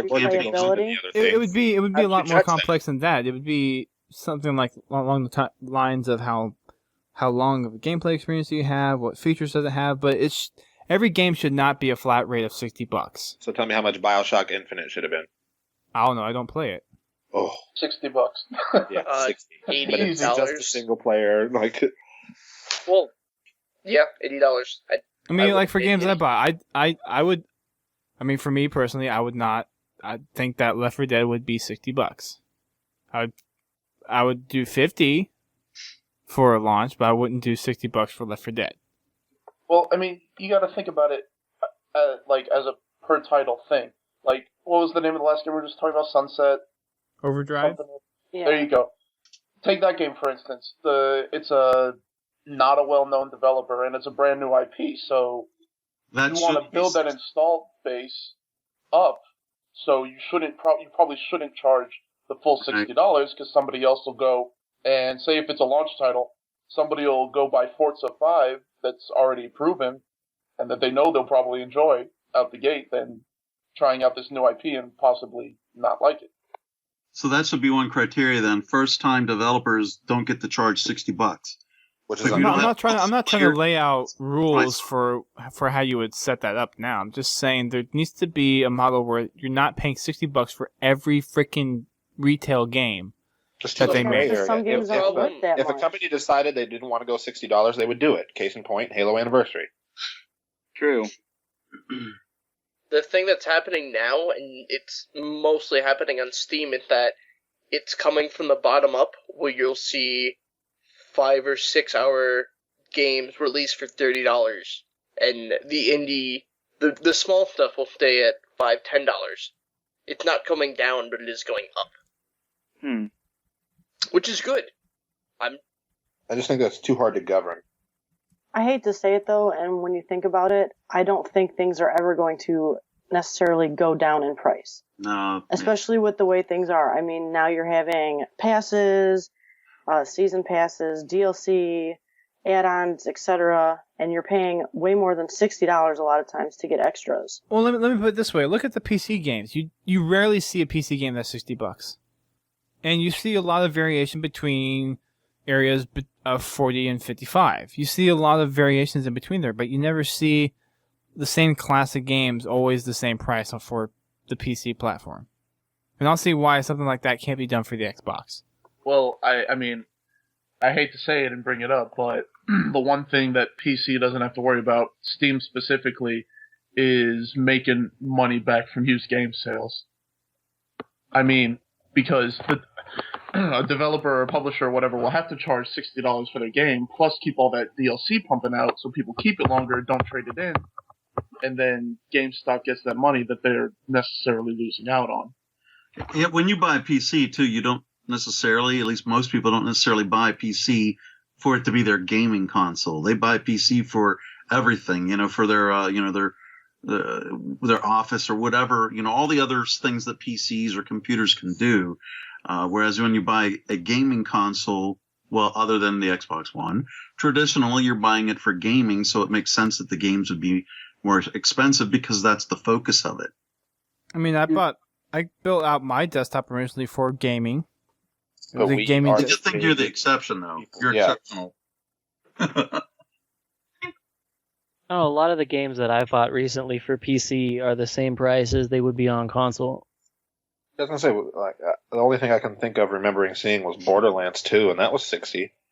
Borderlands 2 was $60, Skyrim was $60, Dishonored was $60. I'm just happy the games are still $60, because Nintendo 64 games were $60. I'm glad they're not $70 or $80 right now. I'm just gonna throw that out. Then it would start to get ridiculous. Who says they're not going to be for Xbox One, though? Who knows? Maybe this starts then, but Steve. So far I think I've become entrenched in $60. I still think that's too expensive. I think it's, yeah. For Blu-ray? Yeah. I'm cool with Steam's slogan, unofficial, that I'm coining right now. Steam, games so cheap they aren't even used. That is true. Well, whenever they have their big sales. Dear Sony, Steam sales, please, and Microsoft, please. I think Microsoft would have a better chance of doing that. Dear Microsoft, Steam sales. Anyways, moving on to the next title, Forza 5. Ooh. And their Drivatar. Drivatar. First of all, worst name ever. Drivatar, I choose you. Oh my gosh. But I mean, Forza 5's looking good. It looks pretty. The cars look amazing, and so do the environments and tracks. But I mean, you would come to expect that from Forza, right? I'm not a Forza player. I'm not that big into racing stuff. Like the most I get into is games like Need for Speed, where it's a little bit more of that high pursuit stuff, or the kind of crash derby stuff like in Blur. But I mean, it looks fantastic. I mean, compared to the GT1 from the Sony press conference, Forza looks a lot better. Yeah, I mean, there were like 3 or 4 racing games going around all the different press conferences. I think Ubisoft was called The Crew or something like that. I think Forza definitely blows all of them away. Plus, they had a live McLaren P1 at the Microsoft press conference. Come on now.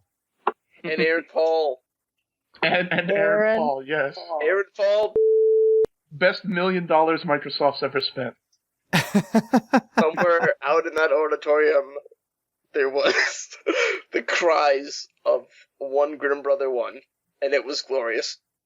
Aww. We also Sorry, I'm not that big into cars, so I wouldn't know too much. Sorry.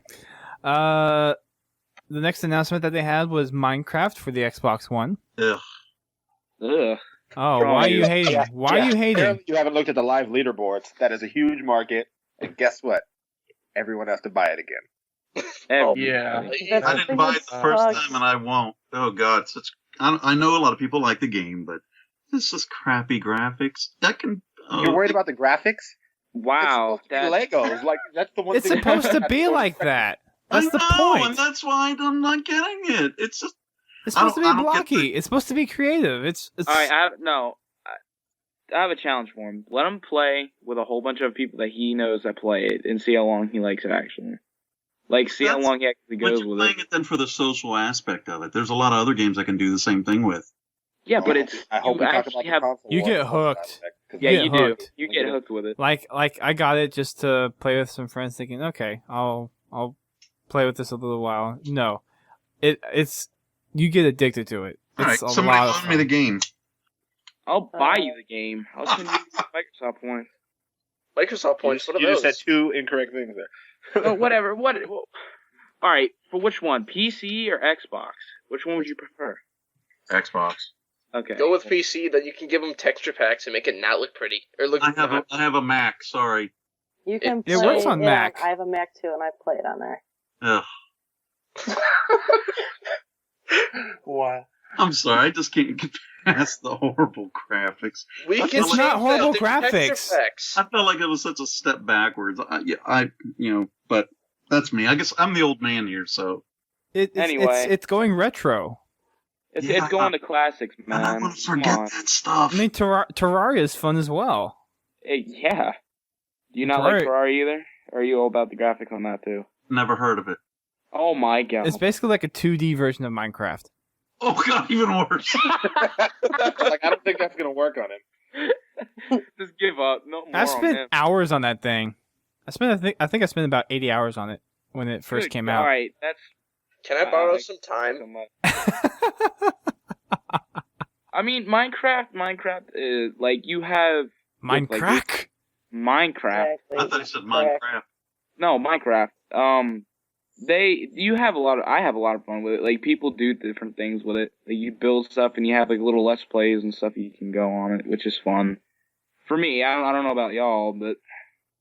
It's fun to play once in a while when you have, like, a good group of people. I've spent quite a bit of time on the RUL server for the last 2 weeks. I'll just say that. Thanks, Rebel. I would ask what Every time you're you're doing, on, but that's I'm probably a playing whole different conversation. I'm telling you, Sal, you just try it. You buy it, you play it for a few minutes, next thing you know, you're spending 8 hours rebuilding Bowser's Castle from Super Mario Bros. Yeah, but it would be like your Mega Bloks, Sal. Yeah, there you Yes, go. but Mega Bloks are physical right there in front of me. But you can do it virtual. So imagine not having to clean them back up. Can you make TNT out of Mega Bloks? Do your Mega Bloks turn green and hiss at you and explode? But there's curved ones. Oh my! I get it. Well, and lost cause on Minecraft, so. Do they have mushrooms? They're red shrooms. What? We're moving on. So they had another. This was CG, but Quantum Break.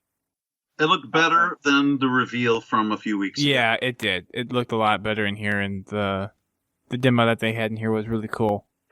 So does this guy literally like stop time? And it's a quantum physics thing that he's somehow stopping time? I believe so. That sounds interesting.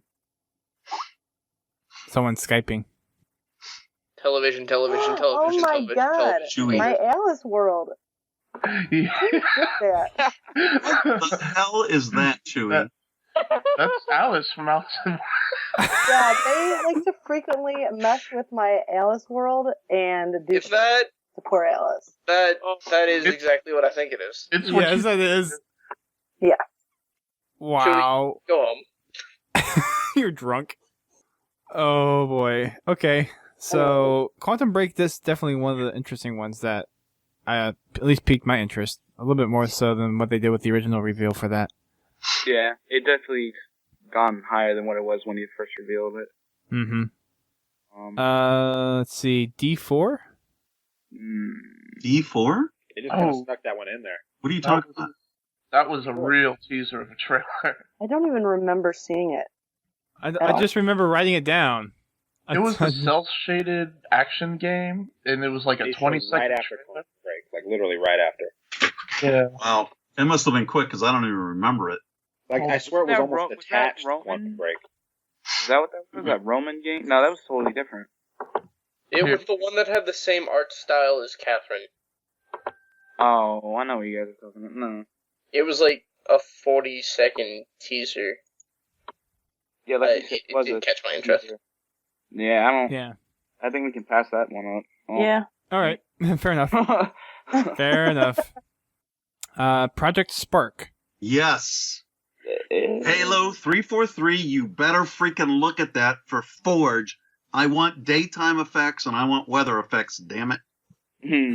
Enough said. I have to incorporate all of Project Spark into Halo 5 Forge. You know, maybe Project Spark is Guilty Spark and he's doing something on his own? Yes. Canon, we're taking it, we're running with it, keep going. It was a little cartoonish for my taste. Oh, but you like Minecraft! Oh my god. I'm just excited about having a real pet rock. Minecraft isn't cartoon. Yeah. Oh my gosh, what was with the pet cheesy rock lines? Oh, come on, guy, let's rock and roll. Yeah, Come that on, was. Rocky, I like, get roll. So Come on, hard. little rock dude. Like, Rock, insane. Rock Band and Rock Mech? Something like that? Oh, Rock yeah. Mech. And it's Rock Mech. Some It people, turned into a mech. people on Twitter were actually happy about the witty puns. I was face palming, but I saw my Twitter feed. Not a good thing to be said. They should have let that guy just shuck and jive on his own, and he could have came up with something better than what was scripted. Probably. Dear Microsoft, I'm available to write bad puns into your script. Call me. Contact him at Molten Slowa. Actually, I didn't mind. It did look cute. Is it a $60 title? To me, no, but it would be one that I would buy used. But I can't with Xbox One. I see it more as a little kids game. Like, kids that like to build stuff that don't have any talent at all. That like to just build random stuff. Oh my god. You keep saying that, Sal. Just so you know, you can buy used titles and trade in your games. On Xbox One. Yeah. Yes, you can. For a fee. Yeah, you can still trade. No, they said there's no fee unless the developer. Look, I'm gonna quote Microsoft directly right here into this. I saw the page you put up. The Connect one? No, that was a different page. Oh. He's gonna lay some smack on you. It's all right, but yeah, okay, whatever. Are you going to read this smack? There's this. I'll read it eventually, not right now. But there's just so many hurdles. It's internet right. If we've got people in the chat that don't know, let me read it out loud real quick. Trade in and resell your disc-based games. Today, some gamers choose to sell their old disc-based games back for cash and credit. We designed Xbox One so game publishers can enable you to trade in your games at participating retailers. Microsoft does not charge a platform fee to retailers, publishers, or consumers for enabling transfer of these games. Sal, you are just the internet, the fickle mob that goes off. That's without. I'm the old man who says, "Get off my lawn." No, not at all, not at all. I just think that we as consumers, we're like the does not read the entire agreement before we click agree crowd. Yeah, absolutely. Everyone likes to jump the gun and make a big fuss, but then when the real information is put out, nobody knows where to go to find it or what to believe anymore. Oh, that's good. If that's the case, that's good. Well, that's why it blows my mind. Even when they talked about the PS4, and I mean, granted, I understand why everyone was excited when they said they can get used games, and I'm like, you can with the Xbox One as well, but no one wants to listen to that now. Watching these pressers is like watching Gladiator. All PlayStation did was work the crowd. That's it. They said keywords that the crowd wanted to hear, but nothing changed. Nothing was different. They showed 2 hours of subpar games, Final Fantasy, Kingdom Hearts, and then I know you didn't call Kingdom Hearts subpar. No. Subpar games, Final Fantasy, and Kingdom Hearts. Separate from the subpar games. Yeah. And Destiny, correct. And Destiny, yeah. But, I mean, and then all they did was fed the crowd. They're like, okay, well, $400. But that's called marketing, man. They just blew away Microsoft with all that, regardless of what's true or not. It's called marketing. And they made Microsoft look really bad with what they did. It's true. Microsoft messed up by not laying down their policies day one. But you know what? The people that are sitting here discussing it right now are the people that'll probably, I'm not saying everyone will, but we have a higher chance of ending up with both consoles than somebody who just doesn't know and walks into a store.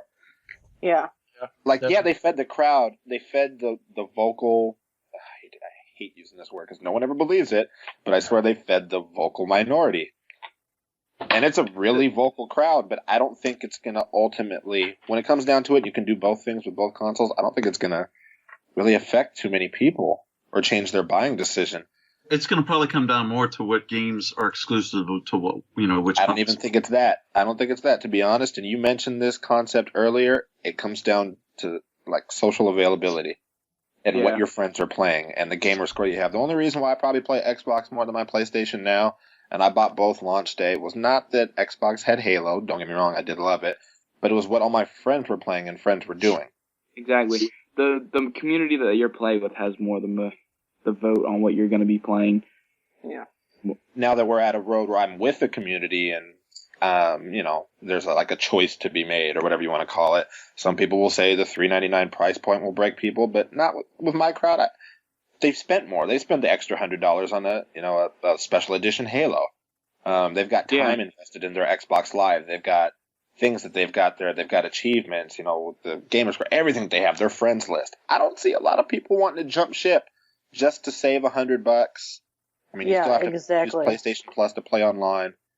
To have creepy Connect looking at you. I know there's a lot of back and forth, really. I don't think that's an issue though, because it doesn't need to look at you. I mean, you could do like how I do, and I have mine turned around all the time, unless I use it for Connect. Does anybody have Verizon? AT&T? Yeah, I have Verizon. Yeah, did anybody change their phone service after the stuff that happened the last couple of weeks? Why? Why? You mean with the government requesting all of our, or everyone's, records and information like that? Mm-hmm. All I'm saying is tons of stuff happens like this that's actually true, but we get sensationalized at the stuff we want to make sound like a good story. Yeah. But in the end, we don't do anything. Right. But no, internet protests don't work? I had 8,000 likes on this Facebook page, but still, Obama didn't call me. No, I didn't. If you were a little bit taller. I didn't like. I had the PlayStation 3 when it like first came out. I didn't like the feel of it, honestly. I just didn't like the way it was set up, in my opinion. I like the way the Xbox was set up more.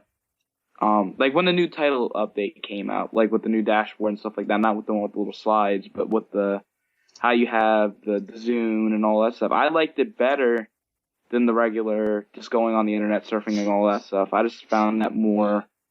I just felt that it was a better way of playing something than what the PlayStation went with.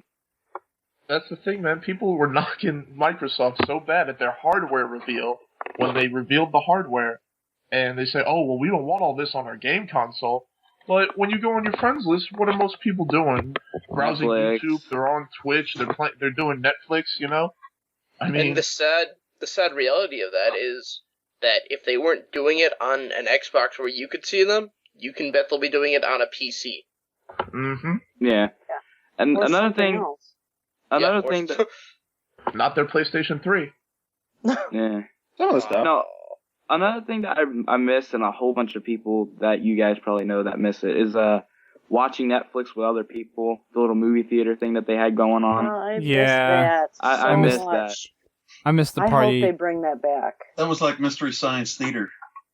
That and I 1 got that versus one. I got that 100. That whole Yes. community thing. That thing was amazing. I wish they would bring stuff like that back to bring more of a community into the Xbox again. Like it's not there already, but I just like every Friday you'd go on there, have a little fun, answer trivia questions, and maybe get rewarded for Microsoft points or something out of it. Like I think that was fun. 1 vs 100 was amazing. Yeah, I was like, can I have that mean, back? no matter what you were doing, like everyone dropped what they did and got in their party and went to play 1 vs 100, and you had so much fun. I even got my parents to play along with me when I was at home one time. It's like, come play this with me. The Can I sad ask part. a question of you guys here real quick in case I don't know if you've heard it or not, but I am curious about this. This is the point that kind of has bothered me. But what is the deal with having a check-in once a day? I think that's something that's going to hurt. I can say my internet is the worst internet of all time. It's just bad. It is horrible. Which actually, I'm actually surprised I lasted 2 hours talking without any lag or anything. But no, it's just bad. And what happens is some days it just cancels out, or the tower's down, or whatever my internet does. And for that day, it's been out a week.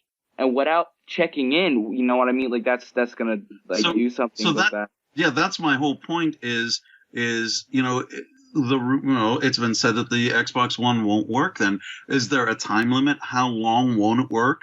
You know, like you turn it on after maybe you've gone on vacation for 5 days. So how long is it before the Xbox One starts working? You know, or is it that it just starts working again as soon as you turn it back on? Because if that's the case, then you don't really need to check it in. I'm just really curious because that really has a lot of people up in arms. You know, the whole thing of having to check in once a day. I mean, look at the people. I hate to say it, but there are those people that don't have internet access. You know, that they want to play offline. What about the soldiers in the field that they definitely don't have the kind of internet access, but they want to play games offline? So there's a whole lot of things going on there. That I think Microsoft really needs to address that. You know, I don't want to on it, but they need to be a little bit more clear about it. You know, how long once you turn the Xbox One back on after you've been away more than those 24 hours, will you be allowed to play your Xbox? Answer that for me now. That's what I want. You're asking entirely too much because I'm gonna just throw out a what if. What if the stuff? No, I'm just saying. What if the stuff isn't done? What if their partnerships with retailers to work on used games isn't finalized, or their check-ins are concept, but they don't know exactly how it's going to work? Well, then they shouldn't have said anything to begin with, then, because they really. But it's going to be a part of the console. It's just because it's confusing. It's just really wishy-washy and confusing because you don't understand what it means by checking in. You know what I mean? See, that's what worse. does that mean? What's worse? Figuring it all out and then laying it on us come October? Or just saying, hey, this is going to be... Yeah, obviously, I wish, like, if there was stuff that needs to be worked on or if they're not done, say it. Exactly. Like, they could go through this entire press conference and go through all the, media tours and everything and not mention a word about it if it's not settled yet. Like, they shouldn't announce something unless they know if it's not a fact, you shouldn't announce it.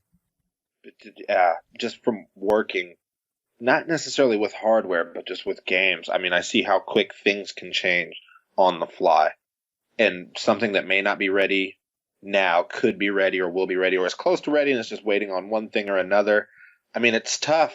It's a constant double-edged sword to work in the industry because there are things that you want to tell people and that you wish they could tell people and just aren't ready, and there are reasons for everything, but don't get me wrong. I'm not trying to cover up anything they're doing. I wish they would say more. But it is heavily dependent. Just kind of understanding, like, hey, shit's not ready. We haven't heard everything about it, and it's probably not done. Right, but in this industry, with how gamers react, it's that first impression makes a very big impression. And then what we saw with what Sony did tonight, they just it appears like the internet changes sides every day because when Sony first did their thing, everyone laughed at Sony in February. Then when Xbox did theirs, everyone laughed at Xbox. You know what? You're right on that. But here's the big thing: Wall Street.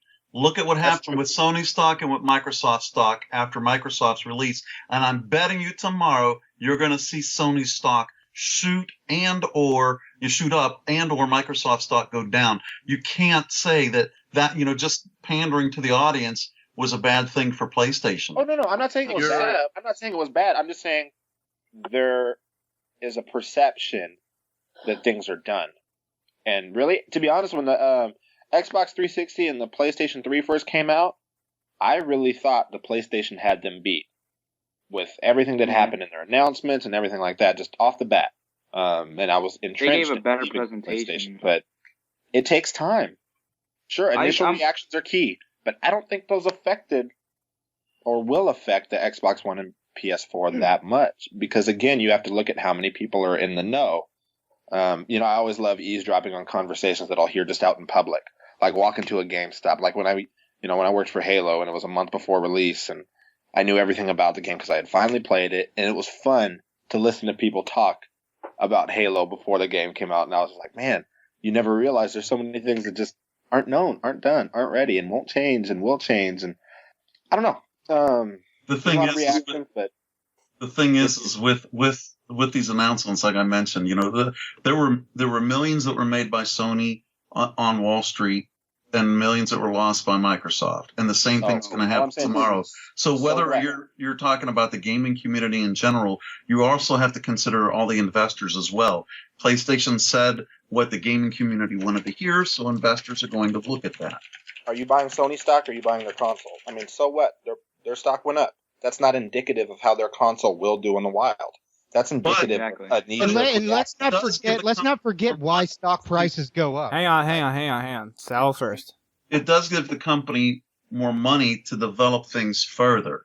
And with extra millions like that, based on just a few, things brought about in a presentation, I mean, it just really can't be ignored. It really can't be. Do you think that the money they made off this, like, do you think either of these companies has any problem, throwing in money? Like, it's not like they needed this to be good. PlayStation needed this boost after what happened with their loss to the 360. So, they needed this. And right now, for all intents and purposes, the internet is backing them. Investors will back them. So unless Microsoft either backpedals or quickly comes out with, well, this is what we're going to change, this is what we're going to fix, this is what's coming down the pike, and not be so cryptic about it, they're going to lose this console war. Because they're not getting backed? Because they're what?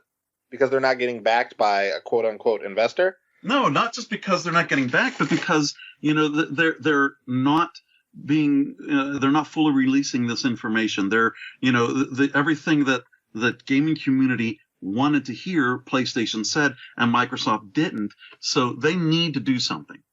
And you know what? They've got until the fall to get the information out, because I guarantee you, nothing is absolute. And sure, I just mean somebody's mind. But the longer you wait, the more you're going to lose. Well, and people were also really looking forward to the C3 on what both Microsoft and Sony would do, and just from the reaction that we saw the crowd give for Sony's press conference with the announcement they made about their whole used game stuff. I mean, it was like the loudest and most cheerful crowd that I've seen out of all the panels I've watched today. Mm-hmm. I don't think I've ever seen a crowd chant a company name at E3. Not like that. And until they do something with their wallets, it's just a crowd chanting to be a crowd. And to say F you to, Microsoft, which is fun to do. Don't get me wrong. I totally understand, because when they said it, when that little clip of this is how you share used games on the PlayStation came out, I was like, oh, that's good. Like, I had my laughs. But in the end, the only thing that says how it really happens, and I know you can say the stocks do point to this, but where you spend your money is how it ends up being for real. I can yell and scream about something as much as I want, but true. I hate the Lakers, and I paid premium price for their seats because I just wanted to go see a game. Well, I mean, look at the original Xbox though. Not the original Xbox, the Xbox 360. When that first came out, no one liked that. No one liked it at all. It was change that people didn't like, and now when things are changing up with the whole online once every 24 hours and stuff like that, it's changed, and people aren't liking that at all. And like everybody else was saying though, that we don't know every detail and if it's set in stone or not, so we don't have to get worked up over it. But people are definitely, I said we will. Right. They better do it quick. PlayStation's winning right now. Yeah, but regardless of PlayStation winning, what does that mean when the console actually comes out? Nothing. I mean, they don't have the community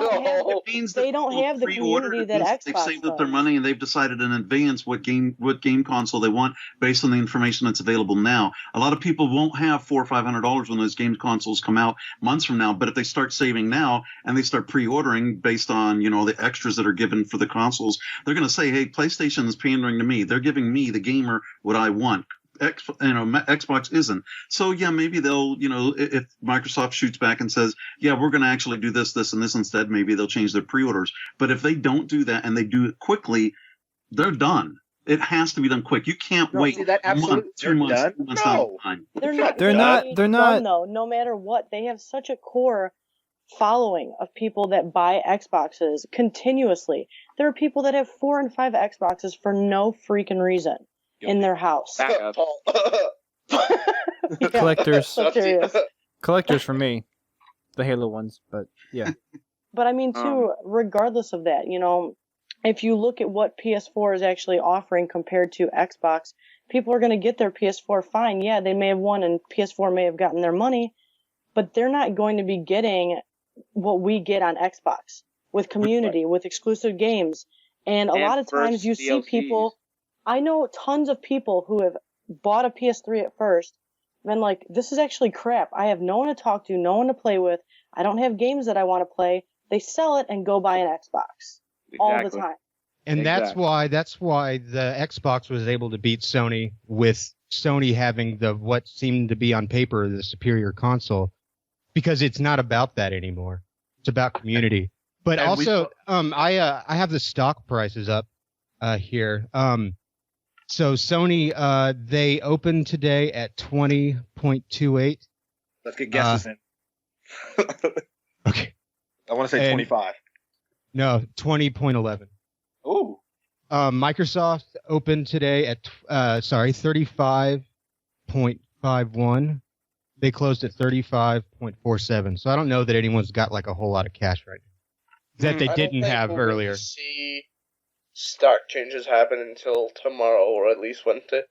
Yeah, I think it's going to last for probably a couple of weeks. An impulse. But I think like looking at the stats and stuff. You what? Go ahead. Sorry. No, go ahead. I'll say something. I was just saying, isn't the stock reaction basically based off of how people react to certain stuff? Like they take that into account. A lot of it is. I will not pretend like I have any idea how it. Well, I don't either. That's why I'm asking. Yeah, I have no idea. Hey, but I think looking at the stock though, I think that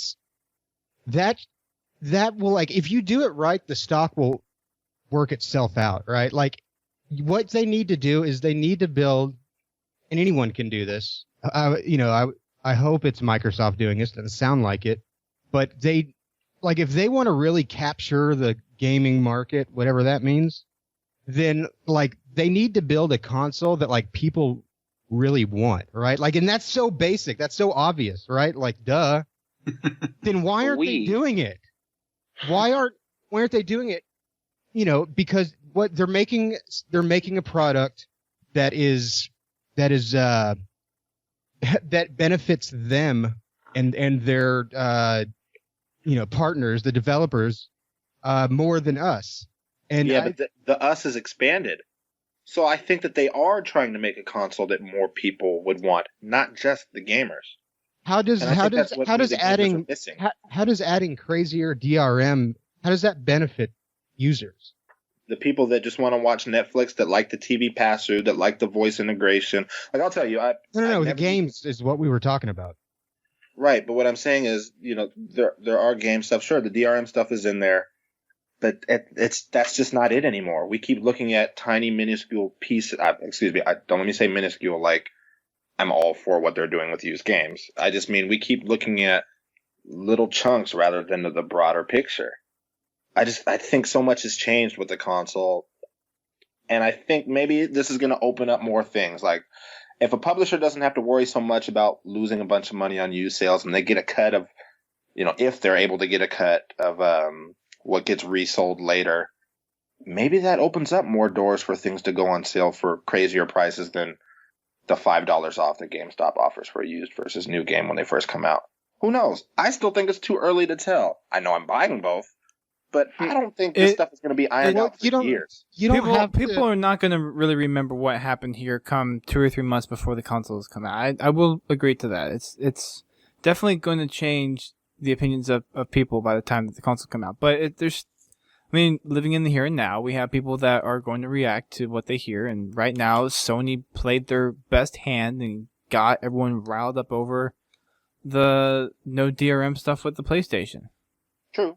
I'll give you that. Hey, Rukari, with your experience working in the games industry, how much of all this stuff is nailed down final until, 2 days before it launches? So the work that I did with Halo... a couple weeks, I guess. Yeah, the work that I did with Halo was a lot of community stuff. So what I actually got to see was not necessarily games, but the video team doing their work. And the video team, literally, was getting stuff cut up and ready to go, sometimes day of. Video team, like for cutscenes or? For stuff that you saw on Waypoint. Okay. Like the Vidocs? I watched the Halo 5 trailer, or Halo, whatever it is called, Halo trailer. And in my head, the first thing I thought of was Michael Pagano and Paul Featherstone sitting there, and I'm like, what time did they finish this last night? That's literally what I thought of. Really? So yeah, I've noticed there's a lot of last minute. When I worked with Age of Empires, there was a lot of, trying to get stuff into a patch at a last minute. There are a lot of last minute things. Figuring out what you can tell the community. We launched Age of Empires on Steam, I want to say it was March 22nd of last year. Because of agreements that we had with Steam, we couldn't announce it till like March 18th. Obviously, everyone said Microsoft is stupid. They should have said this before. We were like, trust us, we would have, could we have, but we weren't allowed to. There's so many loops and red tape and so much things. I don't know what's nailed down, what's not. But in my experience, it would make me assume that not a lot is. Okay. Not a lot is. They want to at least get the word out. And you have to think of the DRM. You're just thinking of the negative parts. They've, according to the what they have established right now, you can do things like give games to your friends and share your games library with up to 10 people. That is the reason that you need to do this 24-hour check-in. You have to take the good with the bad. But do you understand that hurdle that sets up then? It just becomes so many things that you, the gamer, should not have to concern yourself with remembering. Has this person been on my friends list for 30 days? Is this person on my 10-person list and that kind of stuff? How often do you loan out games? Can I ask you a question? How often, if you were to go on your friends list right now, say you have 100 people, how many of those 100 people have not been on your friends list for at least 30 days? Maybe 20 because I change my list fairly quick, but that's 80 people that you can give a game to. And if you don't know somebody for 30 days, are you going to want to be giving them the one free copy of a game that you can? Right. Oh, that makes sense, but it still presents a lot of hurdles though that the consumer doesn't have to deal with. But aren't developers all butthurt about used games? Like, how is giving a copy of a game to your friend, how does that much better? It doesn't. okay, so the way I see it is, say if I couldn't give a game to a friend. Say I have one copy of the game, I trade it in the GameStop. That's it. They resell it. The developer doesn't see any money. If I keep the game and I can give the game to a friend, we both have copies of the game. And we would both say have to buy, or not have to buy, but we would both be tempted to buy the DLC.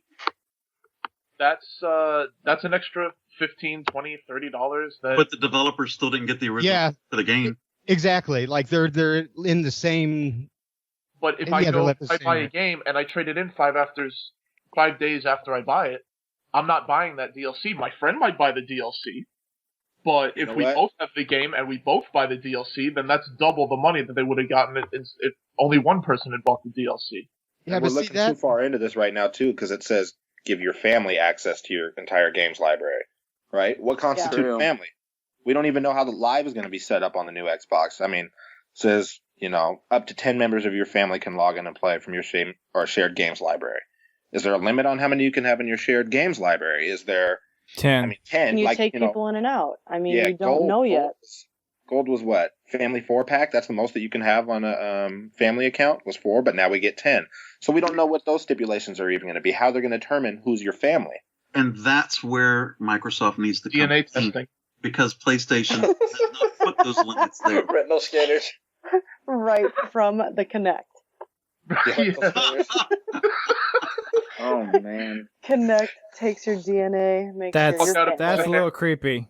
Kinect is watching your heart rate. Kinect is watching your DNA. Well then.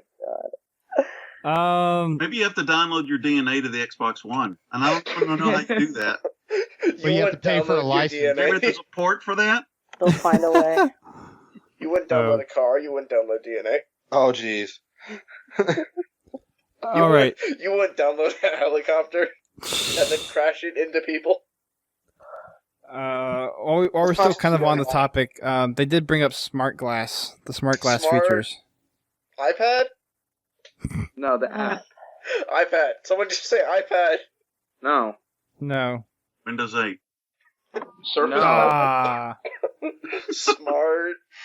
Smart glass. Anyway, so we're so far off topic. Yeah. Always. There's a topic. It's supposed to be. So, with the smart glass features, what was the game that they showed it off with? It was Ryse, right? The one with the zombies. Was it? Dead Rising. Dead Rising, because he was like in a train. And he was like, stop and go on smart glass to get things to help you. And I'm like, I don't want to do that when I'm playing a game. Oh, that's right. Yeah. He called him like an airstrike. Such a resounding success. Don't you want to look at your phone after you respawn? God. Well, the game itself looked good. The smart glass part aside, that game looked fun.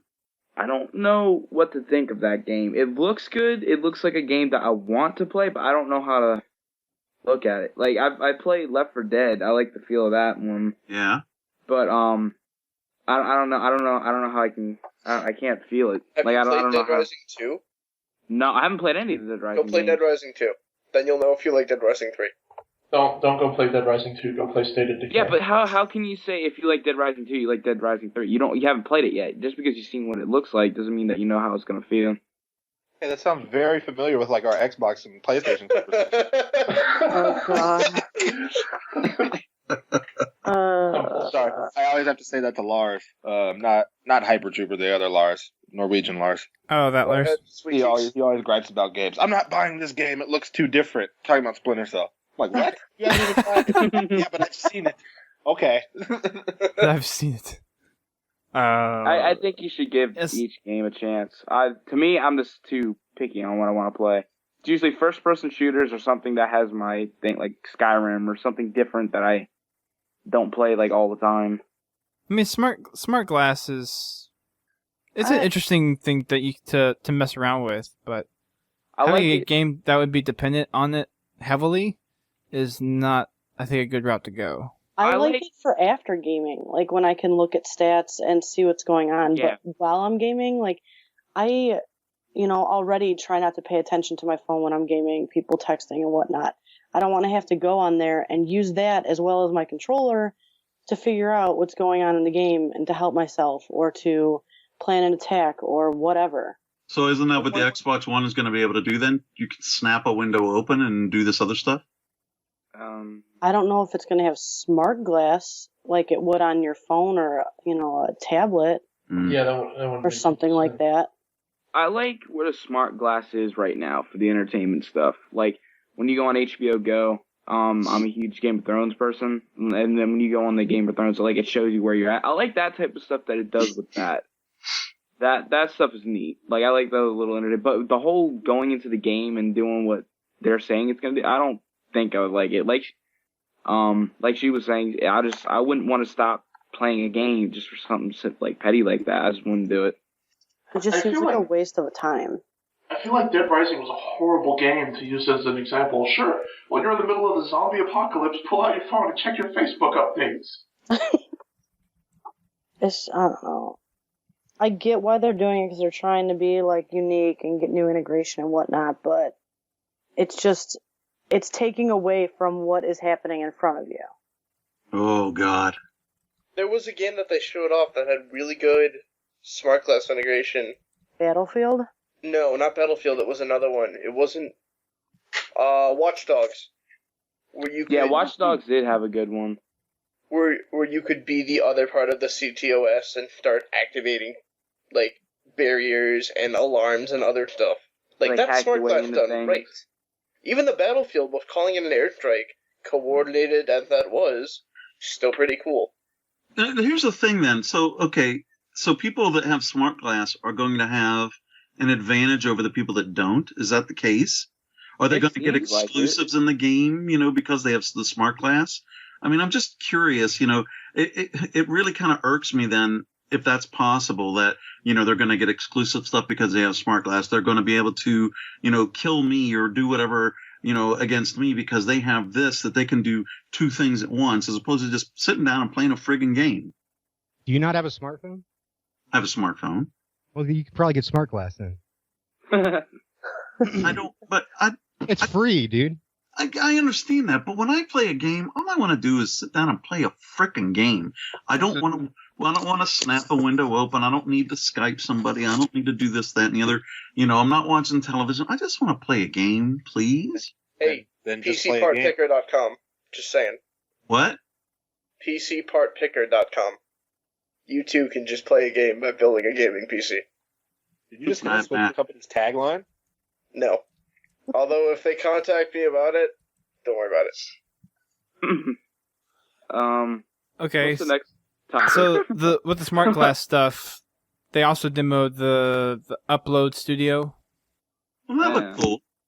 It was like a very, very simplified version of Windows Movie Maker. Yeah. That's fine. I was okay with that. Capture cards are so cheap that I guess capture cards aren't going away. I saw a lot of tweets come out whenever they showed that where it's like capture cards are done with. Capture cards are not going anywhere. No. The very very limited functionality of having the Upload Studio and then the Twitch broadcasting is a joke. The capture cards are not going away, not by a long shot. Mm-hmm. How well does the integrated Twitch stuff work? I know that Call of Duty... Not so well. Really? I've tried using it multiple times, and you literally get to stream for 2 minutes, and then it cuts out because they have their servers open for Call of Duty, but when they overload, you get kicked on for someone else. Kicked off, sorry, for someone else. So, I mean, it's not a stable connection for streaming. And I'm assuming it's probably going to be the same way with every other game. Yeah, I don't know. I just recently bought the Elgato. I took got it over here somewhere, but it's Elgato Game Capture HD. Yeah, the Elgato one. Where, as a matter of fact, someone in the Skype chat was talking about can you video capture Halo using a Mac? Yeah, that's exactly what I do. Just stay away from the. How's it pronounced? Hodgepodge? What? Hopog. Yeah. And I hate that. PVR. Yeah, Yes, stay away from that. Yes. I bought that man. and refused to use it because if you have a PC, then that's fine. It comes with all the software you could possibly want. But the software is horrible. I'm sure it is, but they make Mac users pay for the software. Oh, what? Yeah. You have to buy like special software along with the HD PVR. I had to buy iTV and go through that, and I mean it worked, but sometimes it was the biggest pain in the butt to get everything going, which is why I don't stream anymore because it's so. The thing is, I have HD PVR now, the HD PVR 2 Gaming Edition. I guess that's what they call it. I use it and I just record a video. That's great. But when you have to sit there and go through and match it, I guess the HD or the Elgato, I guess it goes right as you record, I guess. It does not. It does not. It doesn't. Say that last part again? Sorry. I was trying to get a link here. Like, is there any, like, lag between the video and actually recording? No, there's not. Yes, there is. With Elgato, yes, there is. There is built-in lag within the hardware. They have it documented. It is not lag-free. Elgato is not lag-free. The only truly lag-free one is the Blackmagic Intensity, which is why I use it for broadcasting. That and the new one Duquesne just got the Yeah, but they're not. Is that they're using the PCI card or whatever? No, I'm using the USB 3.0. I'm using the Blackmagic Intensity shuttle. But I had the Pro before, and that's what I used to live stream. But those cards are instantaneous conversion. I don't know. The only thing I know is I use the HD PVR and I have trouble. Like, the recording of it is a pain in the ass because you have to match. And don't get me wrong, it's just laziness, but like I don't have the editing stuff that I want to have. Like I have to use Windows Movie Maker or the ArcSoft Showbiz, which anybody ever uses, just don't use it. Yeah, please don't use ArcSoft Showbiz for editing ever. It's a very bad idea. Yeah, it's horrible. Now, with the ArcSoft Showbiz 5, I actually used it, and it's actually not that bad. Believe it or not, it's actually pretty decent. But can it chroma key? Say what? Can it color key or chroma key? I think so. Can it do green screens? No, I don't know. I haven't used it that far. I just edit the videos to match up the voice and cut out stuff and all that stuff. That's all I use it for. But no, like I don't like the fact. I don't know. If I had my choice about it, I would go with probably Elgato for game capture again, because Duquesne was the actually one that pointed out the HD PVR, and that's the reason why I bought it. And actually, I don't regret it because it does put out some pretty good picture, but I don't know. I just don't like the way it works. Like the distance between the actual footage and the lag of it. It's just horrible. Yeah, I mean, like, it's good for capturing stuff if you're going to edit it, but, like, streaming-wise, it's pretty bad. Pretty annoying. Dusty, what do you use for software? Are you running on XSplit or are you on OBS? I'm using XSplit. Okay. How do you, and this is totally off topic, but when you're adding your Blackmagic, is it just adding a source, or do you have to screen region it? It's just adding a source. It's just, as a camera. Okay, that's one of the things that you can't do with the Hauppauge HD PVR. Mm-hmm. So another nail in the coffin. You have to screen region it, and then it leads to VSync tearing. Wow, you guys are getting so techie. Can we get back to the Halo stuff? All right, there you go. Can we at least talk audio? Let's talk about E3 stuff. I'm getting lost. So we talked about the Upload Studio, touched on the Twitch broadcasting a bit. The fact that you could go instantly live broadcasting with Twitch. I wonder. Yeah, I'm not holding any reservations for that because that could be really, really buggy. It'll work. Yeah. It might not work perfectly at launch, but it'll work. Eventually. Yeah. Yeah, because they designed the console to basically evolve, right? Or to grow. I forget what terms they actually used. Consoles of Pokemon? They could be. They have the center stripe on them. True. Their pops could open up. But you talk about video again? I have no idea what you're talking about. I don't. Talking about Pokemon. So moving on. Next one is Crimson Dragon. That don't even remember that. That was the one. The game with no audio? No audio, yeah. Yeah, that was the one. No. Yeah. Oh, Yeah, that game. such a shame. I don't remember it. It looks like it might have been fun, but with no audio, God. Yeah. Yeah. All right, next game. Hey, sometimes it doesn't happen at a press conference, and you just gotta smile and go with it. I think they should definitely try to add some audio to that game before it comes out. Yeah. Audio is day one DLC. You gotta pay for it. You have to pay per audio track, so sound, voice, sound effects, music. Everything's $5 a piece. Oh yeah, that's You get- a Capcom game. You They get can animal. keep it. Yeah, you get animal noises for free. That's free DLC. You get awkward clapping for free as well. What about that one game, the Roman song? It was in the very beginning. That was Ryse. That was Was that Rise. Ryse? Yeah. Okay, I didn't know the title of it. I just remembered that was good. Ryse against Quick Time Events. Anyway, going back to it. Fight the fight. What's next? Dead Rising 3. Kind of talked about it. I think we hit that one. Yeah. Yeah, we talked about that. I think they actually brought it up again. Well, sorry, never mind. I guess we talked about it earlier, but then this is in the rotation. I'm just reading through all the games that they announced. Witcher 3. Can I interrupt with a super quick thing going back?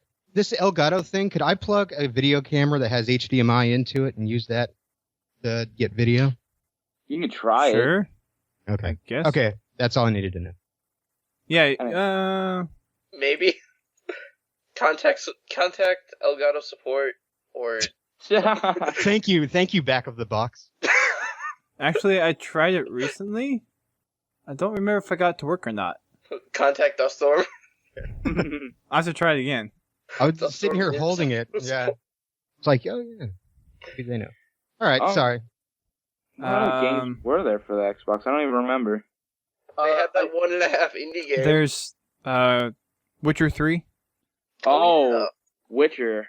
That game looks amazing. It looks really. I like Witcher 2. It looks different from Witcher 2 though. Dear CD Projekt, take my money. Well, it is Witcher 3, so it would probably look a little bit different than Witcher 2, right? Well, no. I mean, like, it just... Which harder? Which harder? Witcher 3 will actually show the hunt this time, we promise. So this one was pretty cool. Battlefield 4.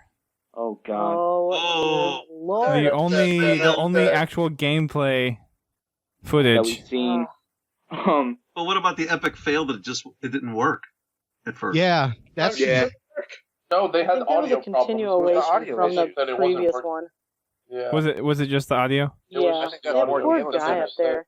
Yeah. Oh, awkward for him.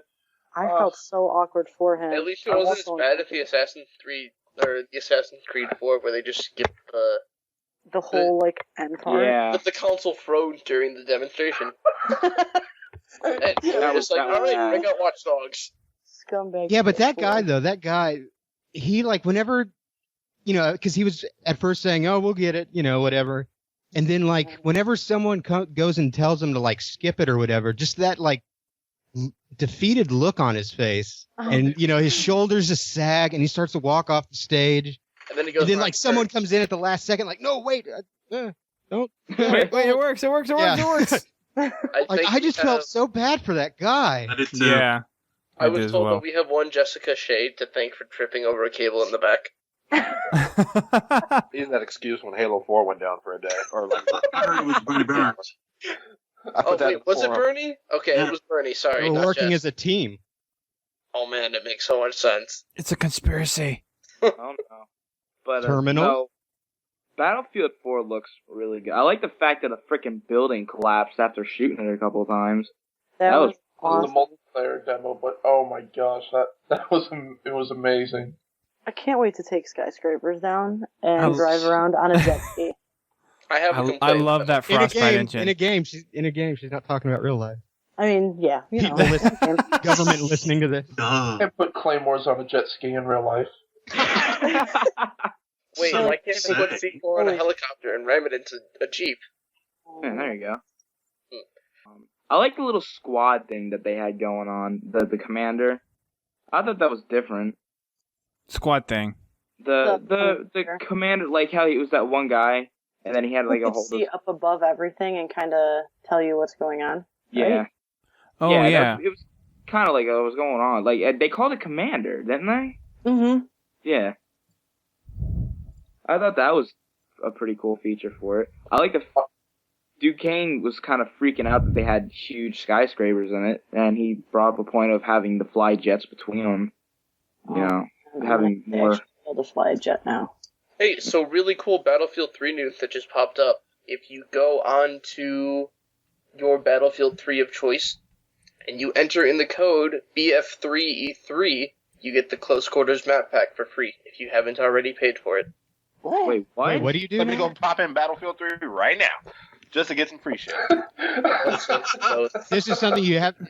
This is something you have to do on the Xbox. Is that correct? Yeah, you have to go wherever your Origin account is tied to for Battlefield 3, and you hit redeem code, and type in that BF3E3, and it will give you Close Quarters for free.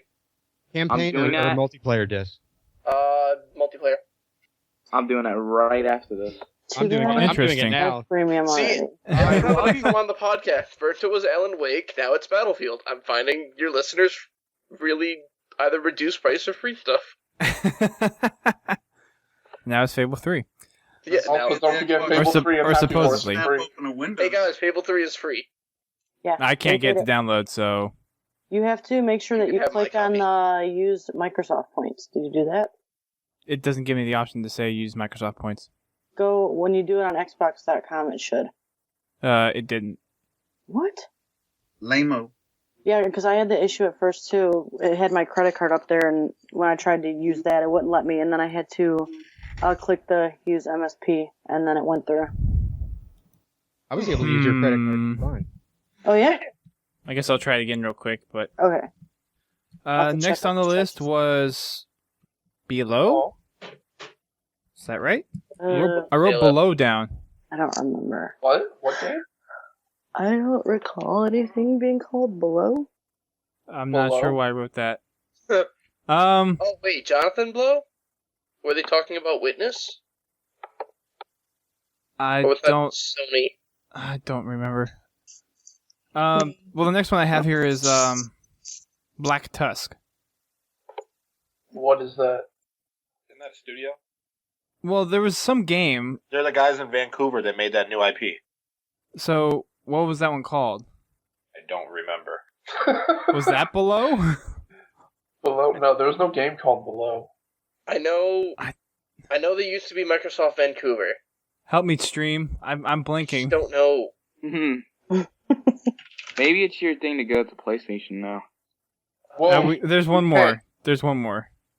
We have to talk about Titanfall. Yep, that's the last one. Titanfall. Titanfall is amazing. Mechs! Mechs! It reminds me More so mechs. much. Not really the mechs, but the Talking? gameplay from the trailer reminds me a lot of Shadowrun from the 360, not the old tabletop Shadowrun. I'm gonna be the downer on this one. Honestly, I didn't really care. I'm not one of those type of people that like to just ride mechs or anything like that. Like in Halo 4, that whole Mantis thing where everybody was going nuts, I just didn't care. I'm sorry. No, it's okay. I'm kind of with you on that one. I mean, it looks neat, but... One of my friends on Twitter, and some of you know her, Maria Masuimi, she posted something to the effect of this looked like COD and Halo had unprotected sex. Oh my.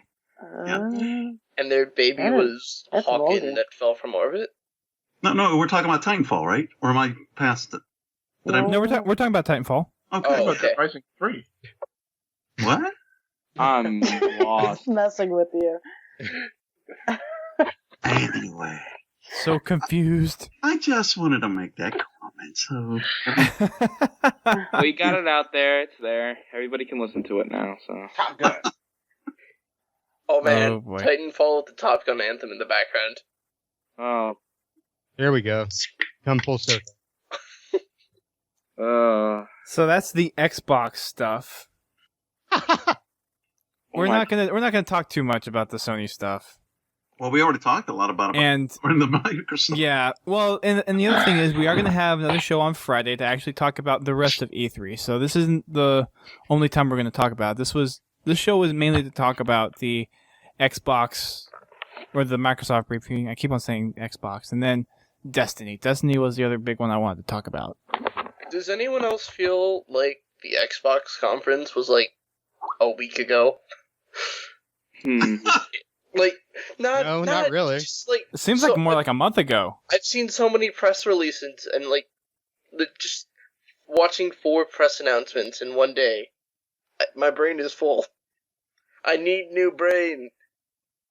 No, you just need to rest and let it sort. Wait, before we go take to more vitamins. More vitamins. Yes, thank you. What about the Elder Scrolls Online? What'd you guys think on that? Like, any of you guys Elder Scrolls fans, or? I'm not big. I've only played Elder Scrolls for 20 minutes, so I don't think I'm qualified to even answer the question.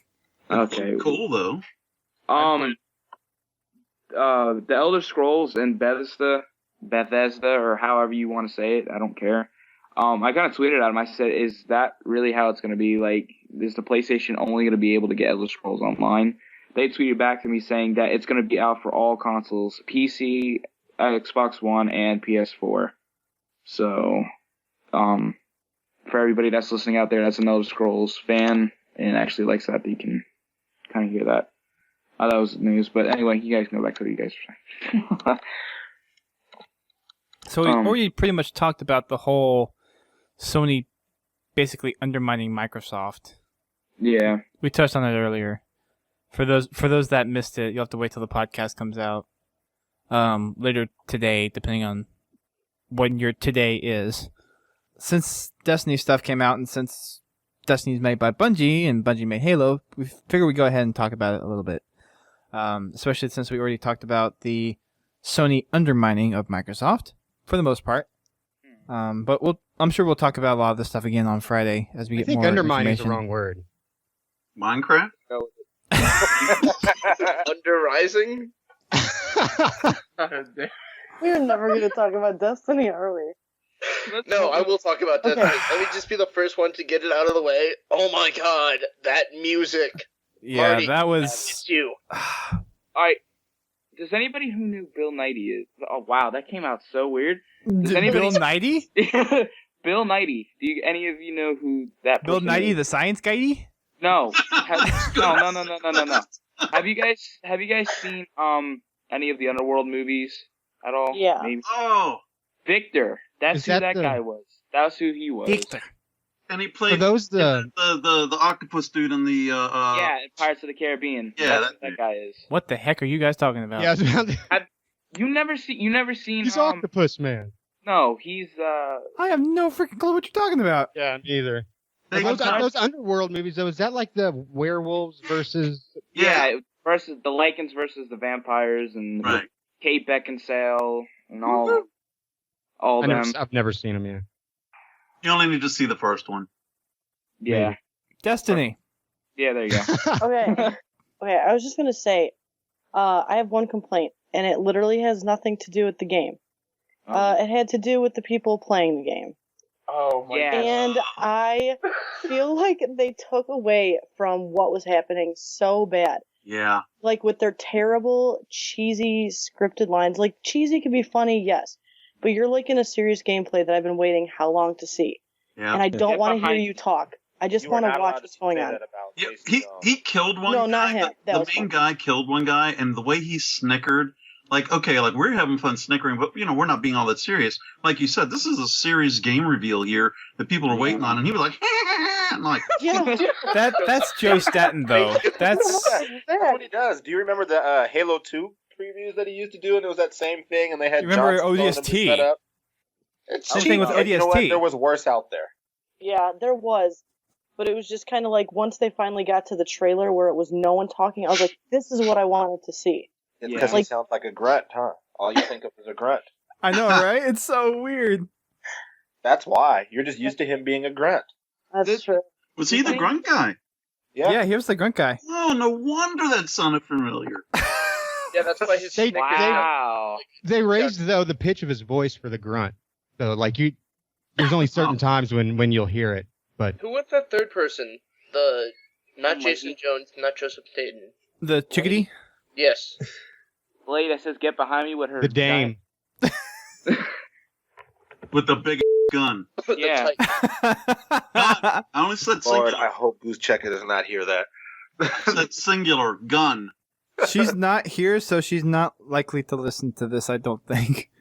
Hey, Goose, if you're listening. Don't do it. Don't do it. Don't. So many puns, so little time. Oh my. I do not need the Feminist High Council judging my podcast once again. No, but really, I mean, do it. When the Titans showed up, then they got into that public event, and then the action started. That was kind of cool. I like the public event thing. That was neat. It was interesting how they had different squads coming in. Yeah, that was pretty cool. Like, how does that happen? Are basically like other people around, and then they enter in this arena, or do they teleport in, or what? How exactly does that work? I was like, maybe that you're like, the join in progress thing now. Like, you think that's how it could work, or? Yeah, essentially, they're probably playing in the same area at the same time you are. And just once you hit a certain marker within the game, it allows the game to have a public event. So any other gamers that are playing that area at that time can get this alert that, hey, you can join this public event, and everybody joins in. And it's not like you're playing your game. You've joined in with other people playing their game, but they're not playing theirs either. It's like it's a separate party in a sense. How it worked in the now defunct City of Heroes is basically how I see it working, is you get an alert that says, this event is going on, and if you join it, then you're locked into it. But if you don't join it, then you can just go along and have your merry little way. So I guess that's part of that aspect where it's like you're playing on your own, but you can instantly jump into multiplayer kind of thing? Kinda, yeah. I think so, yeah. Did any of you guys ever play Final Fantasy 13 on the Xbox? They had this thing, basically it was set up in the way that you didn't necessarily have a side quest. You guys all did the same quest, but there were so many people in so many worlds at the same time that you could, in a sense, find what you needed to do already happening in the world. Kind of like Defiance, in a way. Well, no, Defiance you could play with different people. That's like in a different game, isn't it? I never played it. Oh, you never played? Has anybody played it? No. I got the demo, and it's not that great, unfortunately. Which game? Defiance. No. Love the show. The game's not so great. Everybody has their own opinion. I like it. I love it. I find it fun. I follow him on Twitter, and it seems like all the freaking time the game's down for updates and all this crap. The patching on it's ridiculous. But, back to the Destiny thing on the join on that.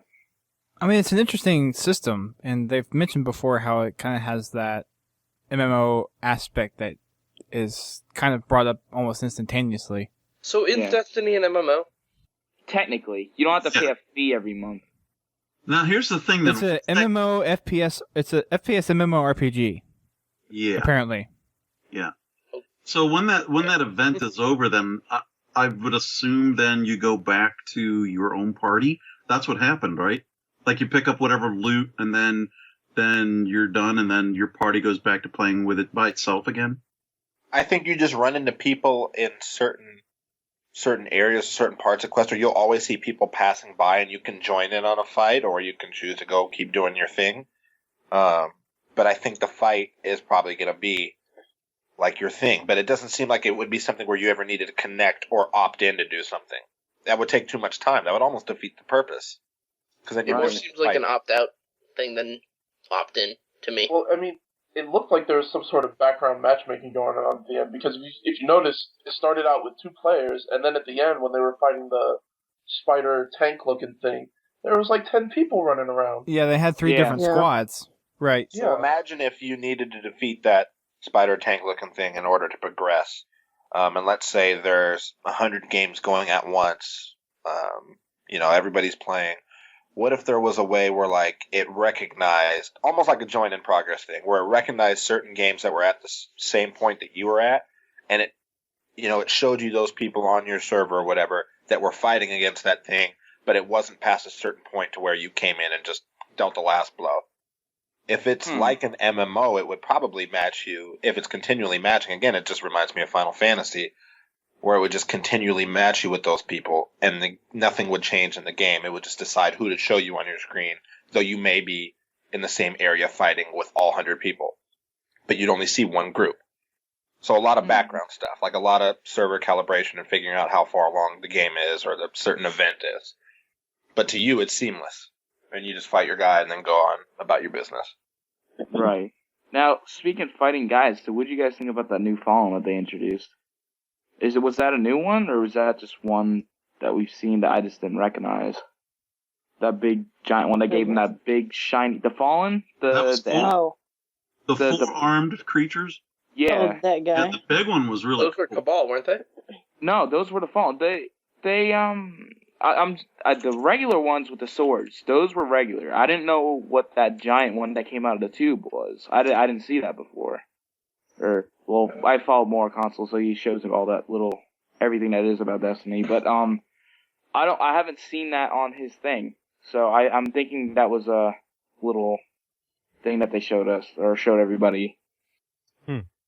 But as far as the actual being able to see the classes and the weapons, what do you guys think of having to see those? Because what was Statton's character? He was the Warlock, wasn't he? Yeah, he was the Warlock. Yeah, he was the Warlock, and Jones was the Hunter. And that girl was the Titan. Yeah. I'm going with Titan. So what do you think of the classes, actually seeing them actually putting into in-game use?